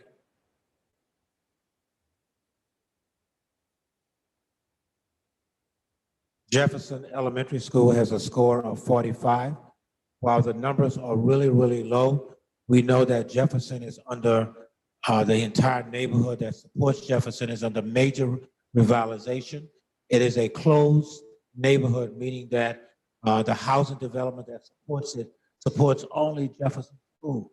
And because of the major renovations that are taking place there and our constant conversation with urban strategists, we know that over the next year or 2 years, that population will come back and that the numbers will be incredibly higher than what they are. Right now, Jefferson, I think, has close to 100 students, but we believe over the next 2 or 3 years, based on information and based on what we see going on there, that number is going to increase, and that if that school closes, the residents would have to go outside of the neighborhood to secure seats in other schools. So keeping that building open is incredibly important because of that particular reason. Peabody has a similar kind of piece as well. There's a housing development right across the street. And so those families would have to leave that development to go elsewhere for that particular school. And as the neighborhood changes and there's some work taking place for that to occur, as we talk to the SLDC and others, that we realize and understand that neighborhood also has the ability to increase in terms of population. Those are just 2 examples that I'm referencing here, but I can kind of go through all of them to do that if it's necessary. I think that's sufficient. Why were not every high school that's under 600 students shown with their ratings? Say that one more time, I'm sorry. Why weren't all high schools with under 600 students shown with their ratings? Because in many of those schools, they're already at capacity. I'll use Metro. Metro has about 360 students, they're at capacity. CSMB has about 330, 40 students, they're at capacity. The size of their buildings indicate that they're at capacity. Gateway has 995 students. Well, that would not be germane to that question. Roosevelt has 2 programs in Roosevelt, about 400 students in the regular program, plus another 100 kids in the NCAA program. So they have about 500 students. They're not at 600. Plus there is a PIP program that's in the building as well that's being supported as well. Vashon has about 598 students. Plus it has an extra special program called PIP in that program in that school as well. So we did look at all of those factors, and that's why those schools were not necessarily put on the list, even though they were under 600. So before you ask another question, we're at about 8:20. I'd like to know from the board, do you want, I don't know how many questions are left, but want to extend any time? How many questions do we? Kind of rolling in a little bit now. Okay. So what I would like to ask the board is, do you want to extend the time of this town hall? And if so, what would be your recommendation, 15 minutes, 30 minutes?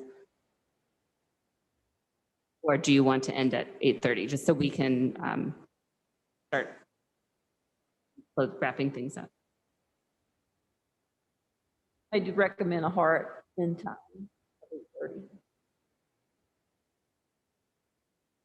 I'm okay with an extension. I think we can reassess at 8:30. Is that the time we're supposed to be going until?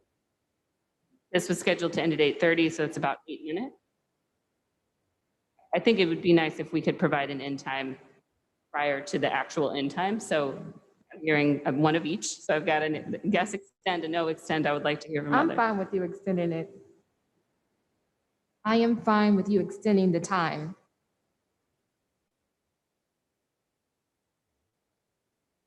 We extended how? Are we 15 extending it by minutes. 15 minutes? 15, 20 minutes is fine with me. I'd like to see an extension if it's necessary.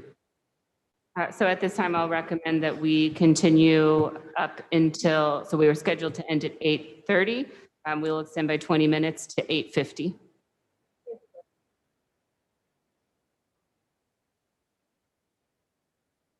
Okay.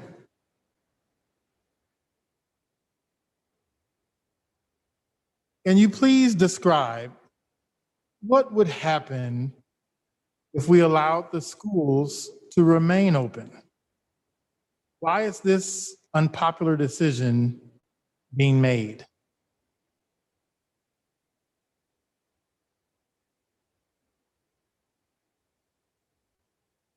So I can speak a little to my own experience, but also to my experience as a board member.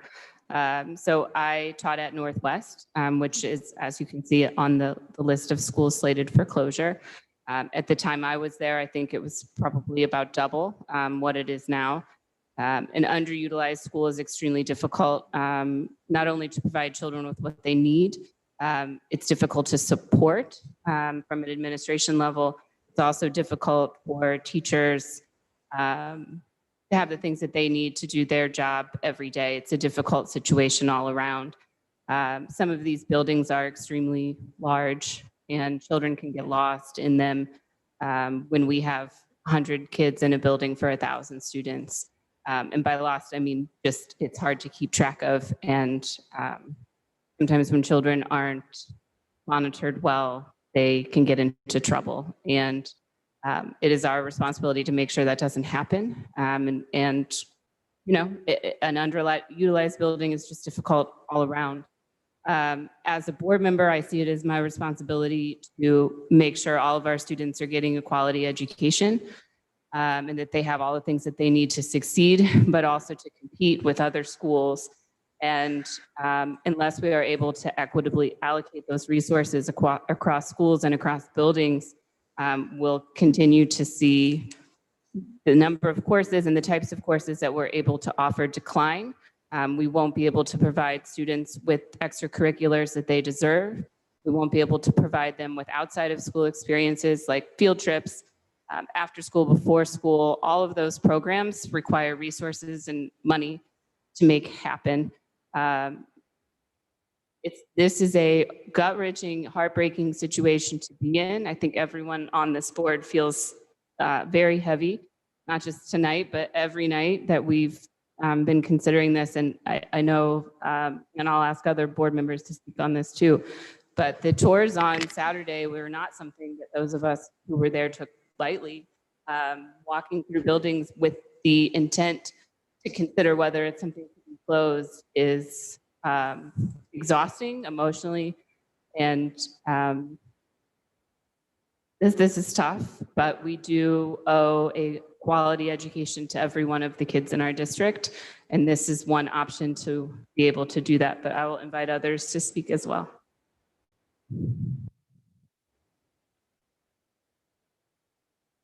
I wanted to just briefly talk about the condition of Northwest High School. I was really disappointed as well when I did the walkthrough, the tour on this past Saturday. And the allocation of resources is really critical to the success of any school. And to look in the lab, I just wanted to look into every room and just get a vision of how the students were, what type of equipment they had. And many of them, I didn't see a lot of resources in many of the rooms. And it's nothing like, I remember once going to just visiting Northwest, and one of the students saying that she had to use her imagination when she was in the science class because they didn't have all the materials that they needed. And it brought me back to the St. Louis Public School Foundation. My first question is, can St. Louis Public Schools receive donations on their own without the foundation? Can people who want to give to the school directly do that versus going through the foundation? Because once I went on the foundation site, I know that they've done a lot of wonderful things in the community, but they also have a clause in there where the companies can say they want their funds to go to a particular program. And Biomed has not been in existence for a long time. They're getting thousands and thousands and thousands and thousands of dollars in versus a school like North St. Louis, which doesn't have a real attractive program at this particular time. They don't get those funds. So when people want to donate to a school to enhance its program, why do they have to continually go through St. Louis Public School Foundation? The initial question was what would happen, and I'll answer Ms. Jones' questions first. However, all schools have an account that's managed by the St. Louis Foundation. They don't have to go to the St. Louis Foundation. It's just a place where the money is housed. It's not that we have always had concerns with money going directly to the school, manage the funds. So the only thing that the St. Louis Foundation does, if Calvin Adams wants to donate $1,000 to Northwest, it goes to a specific account that the foundation owns for Northwest, and Northwest can spend the money any kind of way they want. The foundation does not take any proceeds off that amount of money. So it's just a place where the money can go because the entity is looking for a tax write-off normally, and it is a 501c3 that allows that to occur. We don't want to, meaning the district, to manage 68 different accounts because it's incredibly difficult just to manage the regular budget and title and those kind of accounts. So the foundation does support that effort for happening. So it doesn't stop anybody from donating directly to a school. It's just that the St. Louis Foundation manages those dollars and gets to school whatever they want based on what they want to do. And so that answers that part of the question. In terms of the question from the speaker, the things that you see 1 to 10 do not happen. It's just really just that simple. We're talking about, again, not having full-time nurses, social workers, and counselors in every school. We're talking about not doing the internship program. We're talking about all of the things that you see being listed there not happening. In addition to the same issue that the president talked about, the under-resourcing of schools that are really, really small. It becomes the issue of a small elementary school, and I won't say a name right now, that a teacher has to teach, not only teach first grade, but second grade combination, or third and fourth combination, or a pre-K and kindergarten combination. That's the reality, as opposed to having a teacher with 5 kids, 10 kids, 15 kids, 20 kids, or 30 kids. So it's an underutilization of the resources we already have, and those resources can best be utilized by making sure that we have not a full school, but a school with more students than presently being addressed in schools that are considered small. It's just really an issue of resources. If we don't do this, we don't do it. And we will continue to have the same conversation about not having the resources that schools need to have, and the same kinds of things that board members looked at on Saturday, they'll see again, because the resources are not going to increase as a result of doing this. If anything, they go away. They won't increase. This is an opportunity to try to better leverage the resources that we are presently spending to try to support kids in a different, in a better way, if you will. The whole notion of this presentation starts by saying, building a better city school system. And that is what this whole effort is really about. The board can obviously say no and not say yes to any of these recommendations, and everything will stop. I said to my staff 2 days ago, if the answer is no, we don't do any of the kinds of things that you see listed here. May I speak? Dr. Adams? Yes, ma'am. So when you say that you guys won't do any of the things that are listed there, that I would assume you're talking about the upgrades, correct? Yes, ma'am. Well, Yes, we ma'am. already know every school needs to absolutely have a social worker. They absolutely need to have a nurse. Like, these are things, in my opinion, they're not upgrades, they're essentials. And I'm talking full-time. You're correct. We Yeah. already, what we have right now is the same. Mhm. The schools that get a social workers twice a week will continue to get a social worker twice a week. What is being recommended here, and so let me be clear, I'm not saying they don't get any of these things. I'm saying the full-time capacity that we talk about here would not necessarily occur. okay. That's what I'm really talking about. I'm not talking about not getting in those things.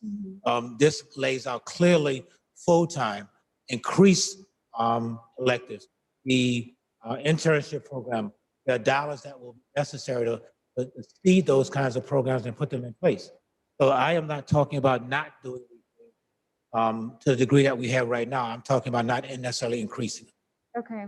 Thank you for that, Dr. Adams. You're welcome. I just kind of want to reflect back to Saturday.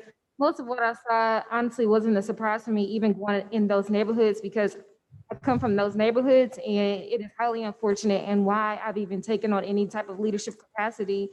However, I noticed that when I was speaking to the principals and even how they're getting the word out or managing their buildings, from you, I want to know, how are the principals prepared to manage a school? So like largely our principals or anybody in education is coming from an educational sector. And so in that educational sector, you're not really given or taught about business management, marketing, customer service, those types of things as it relates to running a building. And a lot of them get autonomy to do that.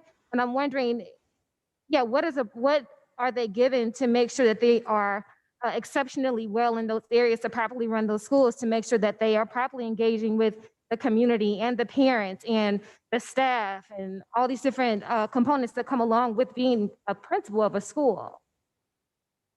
So obviously, principals are certified and have gone through the training as it relates to that. We also have monthly meetings with principals, and we also have smaller meetings with the networks to address some of the kinds of things you're talking about. Different principals are in different places in all of these, and all of the things that you framed. The thing that's probably lacking the most, quite frankly, and honestly, Ms. Jones, is the notion of marketing. Yeah. The issue of marketing is very difficult for principals. And it's not that it's difficult for them to do, is that they have so much on their plate just to manage the school. And then the issues of trying to navigate marketing their particular building. And I think you heard it from the principal at Northwest. Yeah. It is not something that they do every single day, because they're trying to manage the resources that they have and manage what's happening with the population and those kinds of things. Magnet schools have a leg up because there is a process already in place that is already recruiting, doing all of those kinds of things. We have done some of that with the neighborhood schools. Northwest, quite frankly, is a magnet school. It has been involved in all of that. And so the same things that we're doing in the market for Metro, we're doing at Northwest. The same amount of dollars we're spending in one, we're spending in the others, maybe even a little bit more with the targeted recruiting that they try to do, because quite frankly, we don't have to do a lot of recruiting for Metro. So Northwest has been engaged in a great deal of marketing effort around their judicial program and what's happening there. But I would think of all the areas that you articulated, marketing is the one that I would say is the greatest deficit for our principals, not because they're not interested in it, because of the time factor it takes to do that. Okay. And with that, would you say that based off the schools that are listed for closure, do you think that we've honestly done everything that we can to not close these schools? Like every intervention that we could do as a district, have we done that before we make any final decisions?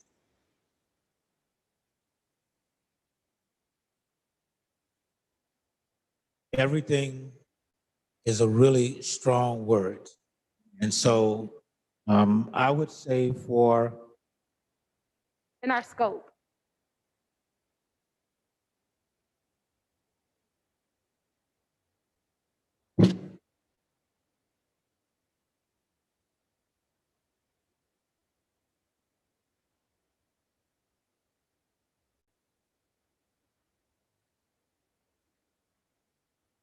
As I would say, with the exception of 2 schools. Yes, I would be able to answer yes to that with the exception of 2 schools because they just appeared on the list this year based upon the numbers. So all of the other schools, some efforts have been made over the last 6 years to do everything in our power to leverage the community, whether it's alumni associations at the high schools, whether it's talking to all the persons. I would say the answer is yes with the exception of 2 schools. What happened with the other 2 schools? I'm sorry, say it again. What happened with the other 2 schools? I just don't know that we have been engaged as much because when we did the scoring, these schools kind of jumped out and we looked at them and said, wow, it's these 3 schools in this area are all declining.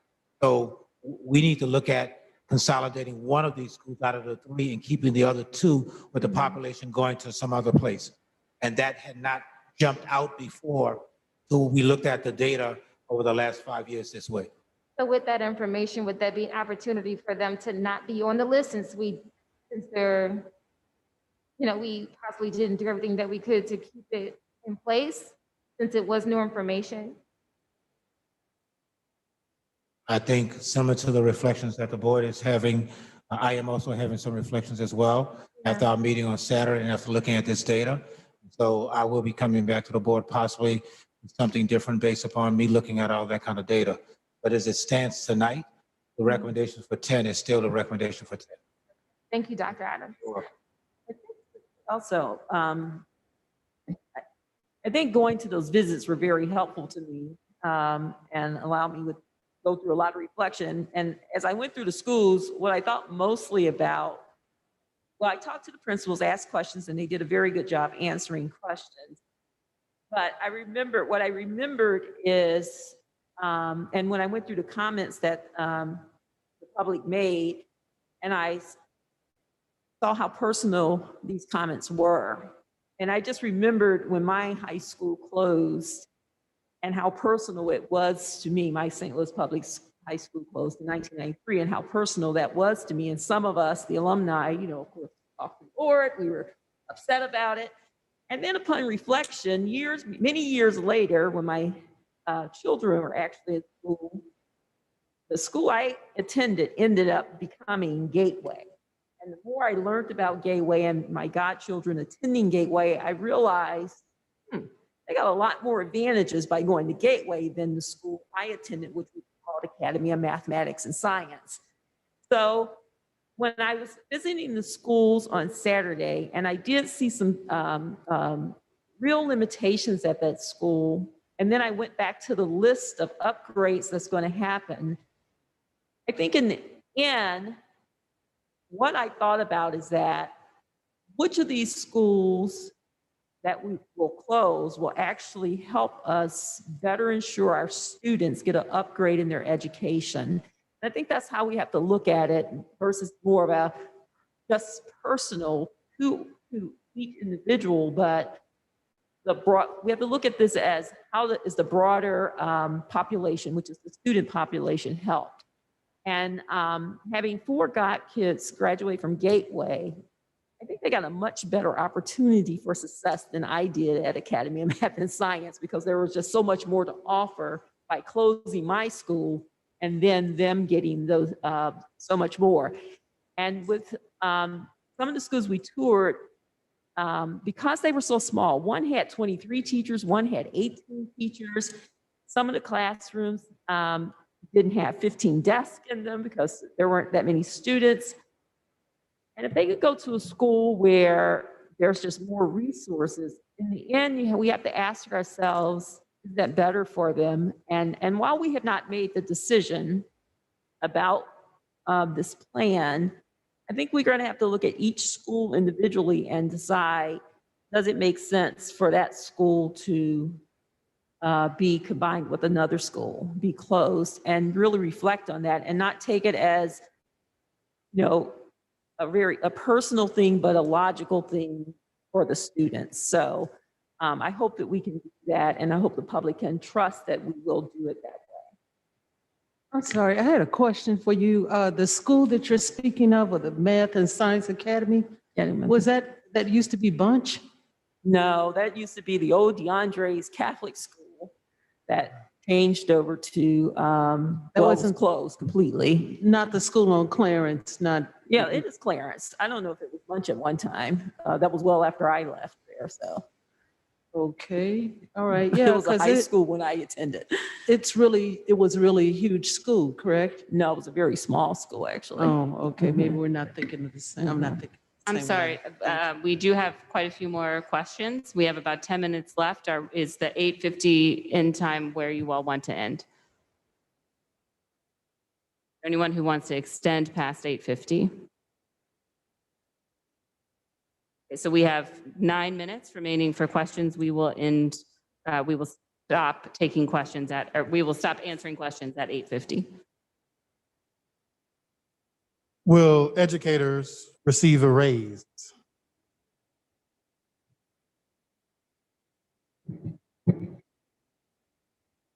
Negotiations are ongoing.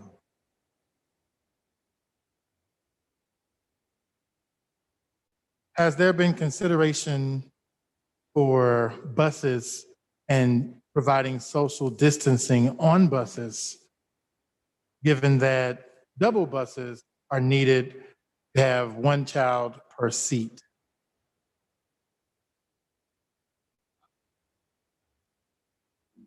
This is germane to school closings or presently, we have transportation going at this point in time, and there is no requirement to have one child on the seat.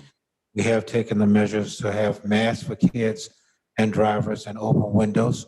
We have not had any issues on the bus at this point in time. We've been running the bus since October the 19th. Why not merge Farragut and Hickey in order to keep an elementary school in the Ville? That is a consideration that could be forwarded for us to review. What will come of the SLU law program that is forming a pipeline through Northwest?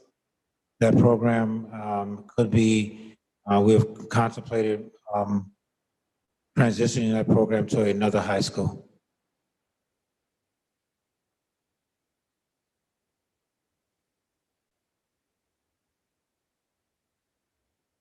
Why haven't the previous consolidation plans worked? And how will this one be different? The previous consolidation plans, I don't know when you say have not worked. These plans are driven around the fact that there is a population that can support them. As the population continues to decline, it reduces the ability for the consolidation that was recommended to continue. And so that is why we are back at the table again. At the end of the day, this is a resource-driven recommendation, meaning that we don't have the human resources, meaning kids coming to buildings to address supporting keeping the building open. Enterprise Holding recently committed $55 million to organizations to advance social and racial equity. Have they been approached with any creative ideas to advance and enhance educational offering of St. Louis Public Schools? The Enterprise Holding they have been a strong partner to the St. Louis Public School District, providing dollars for early child education and continuously supporting the district in a lot of unique ways. In this particular iteration, their dollars were focused on additional groups that dealt with race and those kinds of things, but not the St. Louis Public School District. But they have been a strong partner, at least since my time as superintendent, to support the district. So they have been providing dollars to the district since 2008, since I've been here. Why are school closing decisions being made before the city population density report is released in April 2021? I was not aware that there was a city density report that's going to be released in 2021, but that would not have any bearing, I believe, based on the data that we've looked at. We have some good data that indicates the declines in population And we've had conversations with SLDC, and they have not indicated to us that they see an increase in the population. We've also looked at a report, not that was our report, that somebody else did, from the Federal Reserve, that indicated, if nothing else, the population is going to be stable for the next 20 years. That is not going to increase, it's not going to decline, it's going to kind of stay in that place for the next 20 years, or the next 10 to 20 years. Also, the SLDC did a report, and if anything, it confirmed the numbers that we were presented. And they showed a growth plan, but unfortunately, that growth plan did not impact North St. Louis, where we are. It impacted more South St. Louis and the Central West. Thank you. Are there plans to implement reading specialists in middle and high schools to address reading level discrepancies? At this point in time, we're looking at targeted elementary schools to address that issue. We believe that if we get an early foundation, then it can make a difference long term, and you won't have to put them in middle and high schools.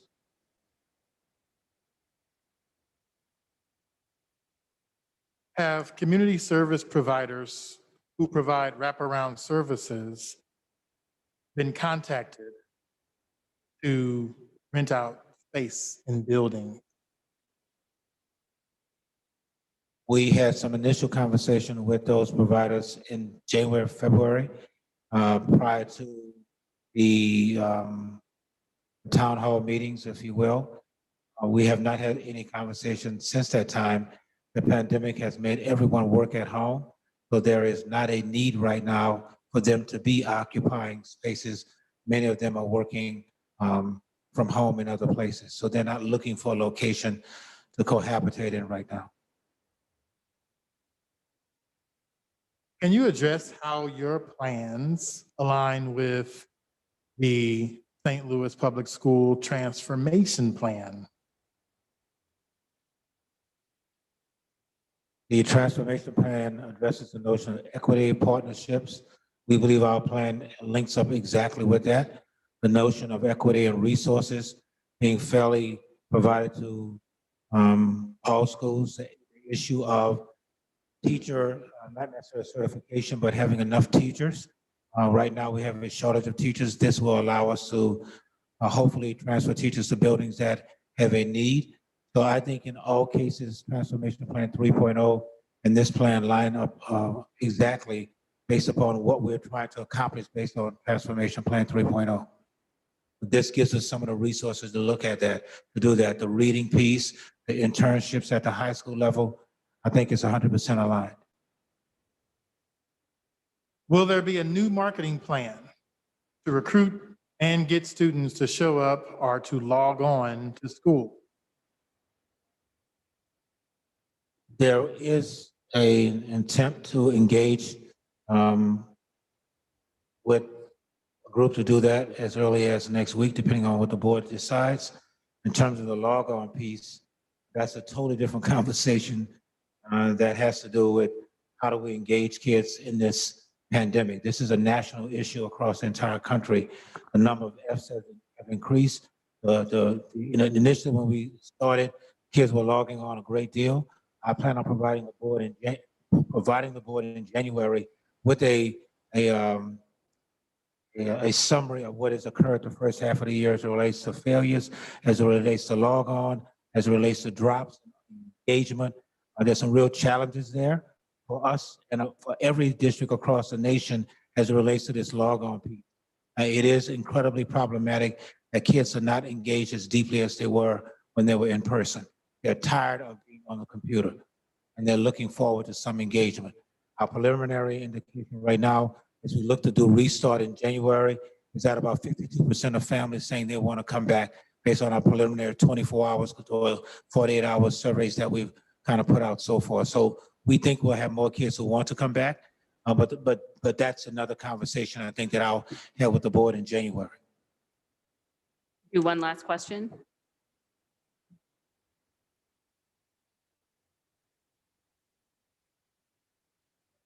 What is the impact of the real estate values around the schools considered for consolidation?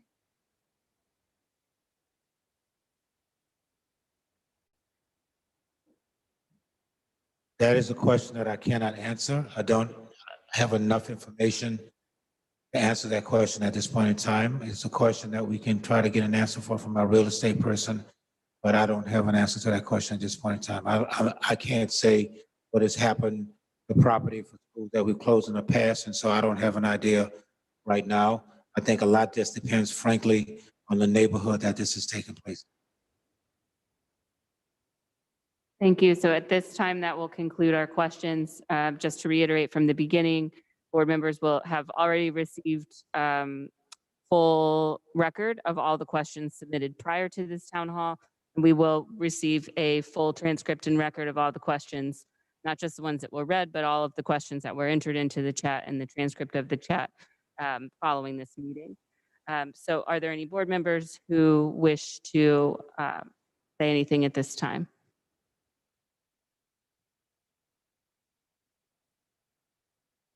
Not questions, just like closing thoughts.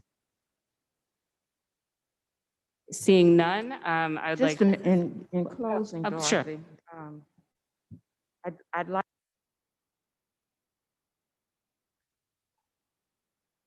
that was asked by the community. Saturday's visit to schools was eye-opening. It just reinforced earlier visits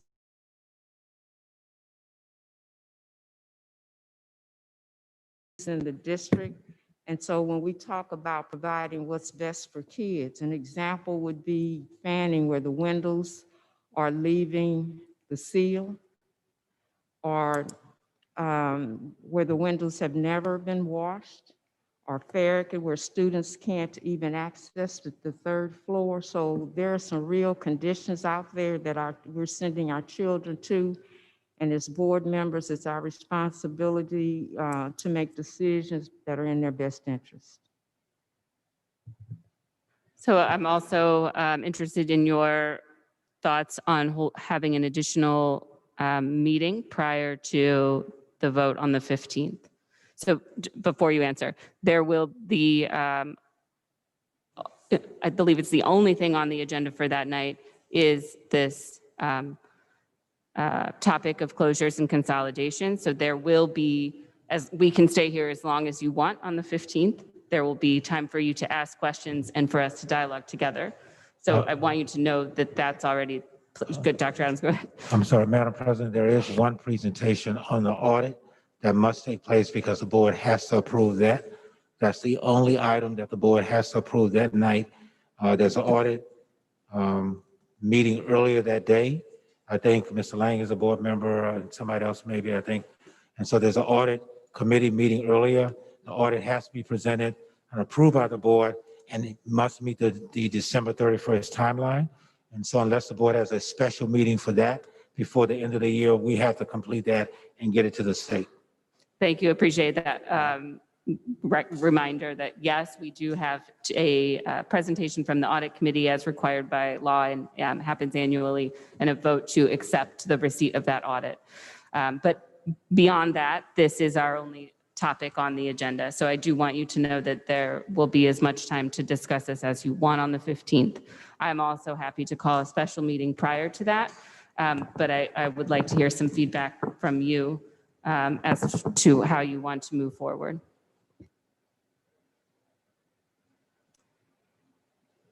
As I recommended a need for an additional meeting, I am open to using the time, extra time on that day if it meets with the needs of the rest of the board. But it's important, this is too important not to have a discussion prior to the vote. Adam has asked for some additional information. We've gotten some feedback from the community. I would also like to review those questions that were not a part of the chat, and extra time, in my opinion, is necessary. I think Ms. Vowles wants to also say something, Madam President. Sure, thank you. Go ahead, Natalie.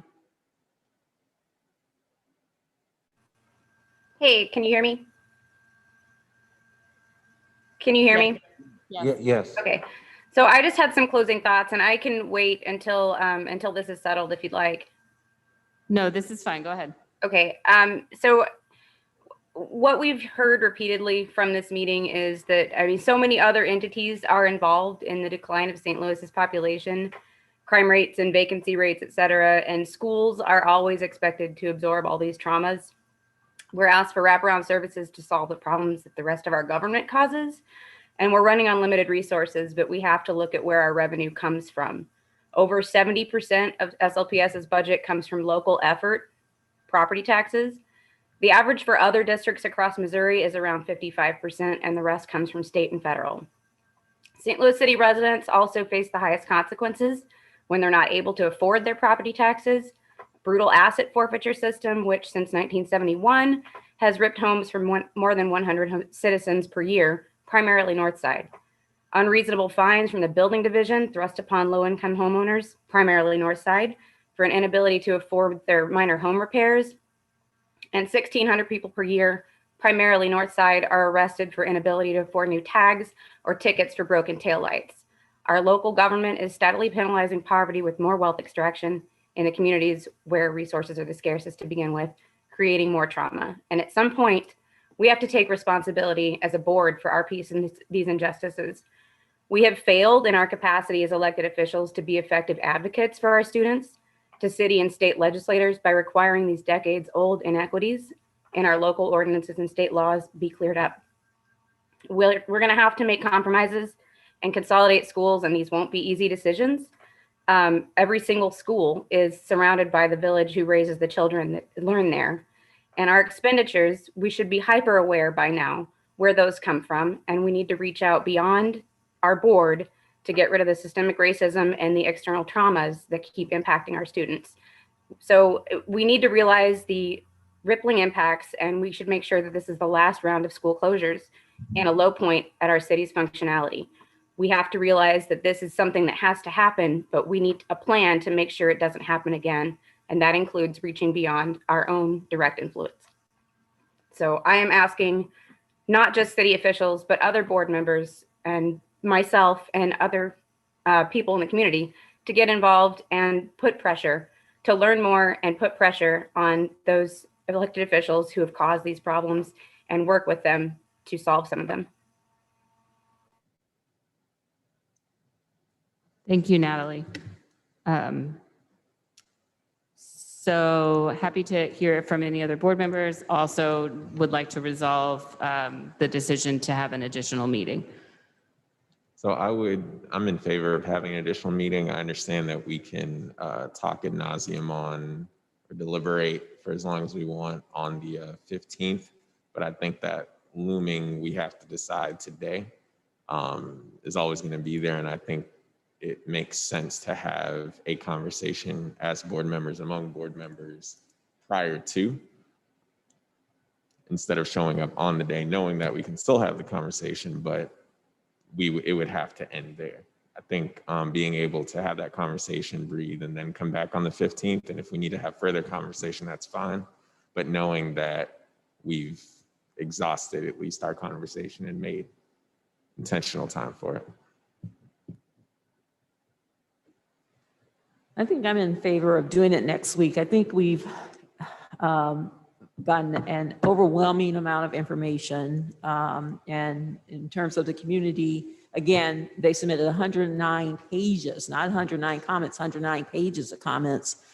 And a lot of the questions were just a repeat of many of those comments made. And I think you're going to hear what the community, which includes teachers, parents, community leaders, are all saying. I think our opportunities to visit schools were very important. I think we have enough information, and while I'm not opposed to receiving the additional information and having a discussion, I actually think we have enough information right now to make some real decisions. But if we, upon receiving the new information, I would just ask that we just meet and take as much time next week to sort through it, because going through all the information that we already have has taken hours to go through, and it's given an awful lot of information to help me move toward a decision. Now, I did ask our chairperson if we have to vote for the plan as one plan, or if we could break it down. She said that if we desire, we could break it down school by school if necessary, as we take this vote.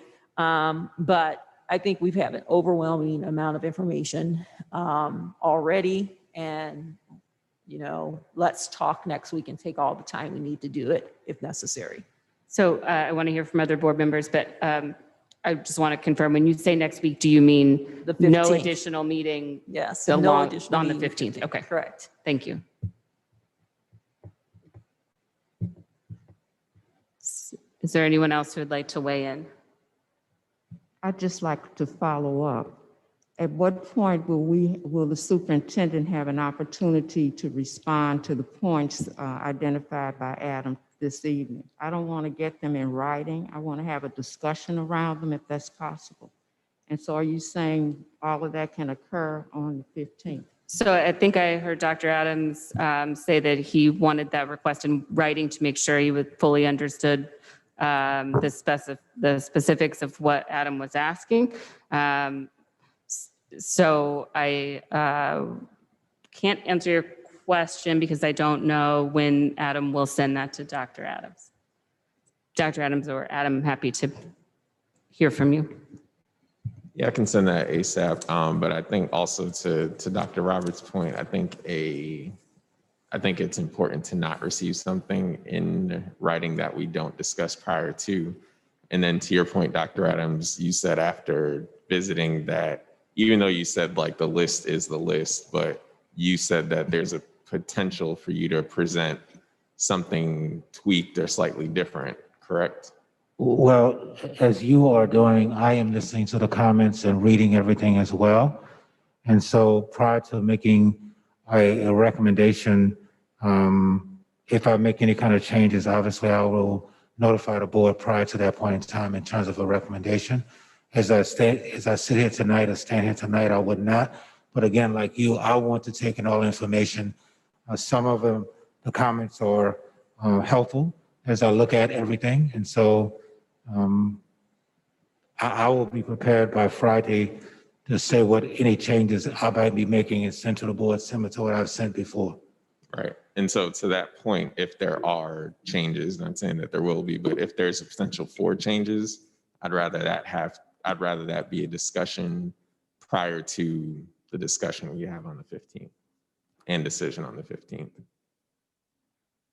So here's what I propose that we do. I don't believe we can vote on this, so I will call a special meeting for Monday, December 14th. We will start at 6:30 p.m. It will be an open meeting as this, unless there are things that come up between now and then that necessitate a closed session. But so far, all of our conversations about this have been in open session, so I assume that will continue. I understand schedules are tight and not everyone may be able to make it, but I think having a meeting on the 14th allows Dr. Adams through Friday to make any changes, send that out. We will have the weekend to review, and then we can come on the evening of the 14th, starting at 6:30 p.m. To have a full discussion about the plan, any changes to the plan, or any additional documents. Is there anyone?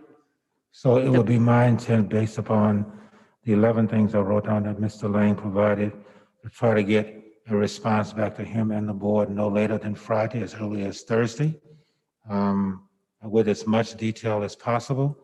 Some of it may not be as much as detail as we want because of the timing, but the intent is to respond to all 11 questions no later than Friday. Thank you. Now, one of the 11 questions, and I don't remember what they are. Financial specificity, cost for dollars amount, rating system for the plan, alignment from the listening sessions, equity question, lens, long-term sustainability looks, what that looks like, community approval, how do we get that? Data on the 2019 closures that talks about what schools there were and how those schools were, impact current status on buildings, enrollment changes that occurred as a result of that, and special requests and considerations specifically around Sumner about how that building, well, just special considerations around that. So, and obviously I missed some stuff, Mr. Lane, but if, once you give it to me, then I can, our team can start working on it tomorrow morning. Are these questions different from, and I think they're phrased different, but I think some of them are already, or repeat questions that have been answered in some of the information we've received. And I think some of it is and some of it's not. Yeah, I think, know, some of it yeah. is, some of it is. And I Yeah. think we're asked to come together again for some things that have already been asked and answered. And I want to make sure that we don't get in a habit as a board saying that, well, I didn't get that information, I don't understand it, so let's meet again. And that's my concern here, is that some of this stuff has been dealt with and we're being asked to come together again. What do you mean dealt with? Well, I think some of the questions that are being asked are actually in some of the information we already have on the school closings. And not all of them, but some of them. And I think if we could get together as a board and meet on a regular basis, having already studied the information that's already there, it doesn't require us to always come together for something new. And what I don't want to do is set a precedent where,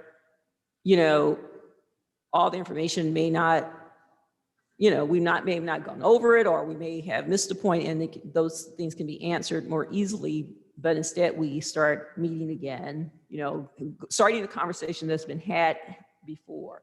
And it concerns me that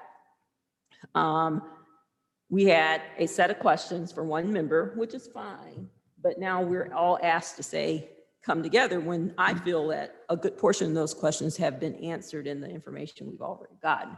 And I think we have to be sensitive to our time. So I hear you loud and clear. I don't disagree. I think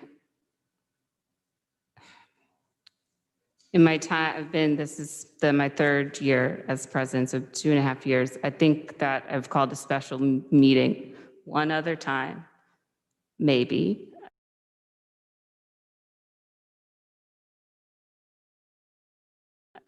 A decision that I take lightly or would likely do for, the other time I think was for the audit or something. So I don't take it lightly. I do value everyone's time. However, I'm hearing not just a need for a set of answers, but a need for discussion amongst the board. And so the reason I am calling a special meeting is because I'm hearing from my board members that they want to talk. This is a big, hard, emotional decision. And I want to honor that need to talk. And in some ways, we have information and kind of can see a lot of pieces that maybe others cannot. And so the only people that we can talk about this with is the 7 people up here and our superintendent and the attorney. And so I think that this emotional decision does need some kind of outlet, and I'm seeing some nods. So I feel like a special meeting is in order here. I would not call a special meeting in a normal circumstance just to hand out information. I can promise you that is not I hear you about precedents. So this is not something I would do normally, if that makes sense. I appreciate that. I will call on you if it happens more often. Seriously, please do. Okay. Meeting twice a month generally is sufficient, particularly because meetings sometimes go on a long time. But definitely, please call me out if I go against things that I'm saying here publicly, because it is my intention to keep that. Okay, Well, so I will add that, and I'll try to be as respectful as possible, seeing as we were presented with this information last week, and the only conversation we had as a board about the information that was presented was last week. I think I would remember if the information that I'm asking for has already been presented, but also if it's already been presented, I guess it'll be new to me, but not to anyone else. And I can certainly remember us not having conversations about the questions that I have been asking. And if it's an issue with the conversation or with the information that's being requested because of it already coming up in conversation. That could be an issue with the conversations that we're having or maybe not having in the way that we're having it, as opposed to the data that's being requested. Additionally, I will say that as I look over these points, and I will send it to you, Dr. Adams, in terms of the actual request for information, most of it along the financial side, we haven't been provided with. And that was something that I did bring up last week, but that was not provided. And so I'm glad we'll get as much specificity as we can around it. And then really the only other data that I asked for was around the 2009 closing, which I don't believe that we have gotten a lot of information about because it wasn't talked about and it wasn't requested, but it was mentioned in Dorothy's op-ed. So because that was mentioned by the spokesperson of the board, I feel like it's necessary that we do have a conversation about it. And then the other topics were more for the board's consideration. So that was not something, and I was clear about making that as a plea to the board, and not necessarily like there's no information that I think you can provide Dr. Adams that I'd be asking you about thinking about Sumner. That would be something that we'd be considering as a board, whether we think this is feasible or not, or whether we think that that's a direction that we even think we want to go in when it comes to advocating for a plan moving forward.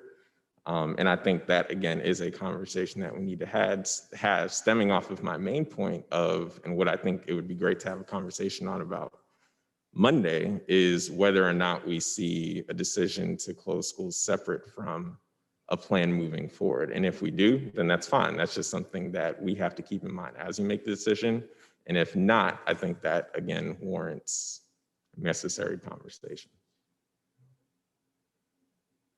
So we will be meeting on Monday at 6:30 in open session. We can stay as long as you all want Monday night. I recognize that not everyone may be able to make it or may not be able to make it for the entire meeting. So I do value your time, and I recognize that adding in another meeting, particularly in a pandemic near the holidays, is a lot. And for staff that also come and join us, I value your time as well. And I mean what I say, I don't take it lightly to add another meeting to our schedule. With that, I would like to say that let's take a 5-minute break, board. If we could kind of close down the tech on the town hall and then start fresh for our meeting, just so there's somewhat of a line of delineation, separate recordings, those kinds of things. However you all manage that is, I don't know how you do it, but just so they can be separate. We'll start back at, we'll say 9:20.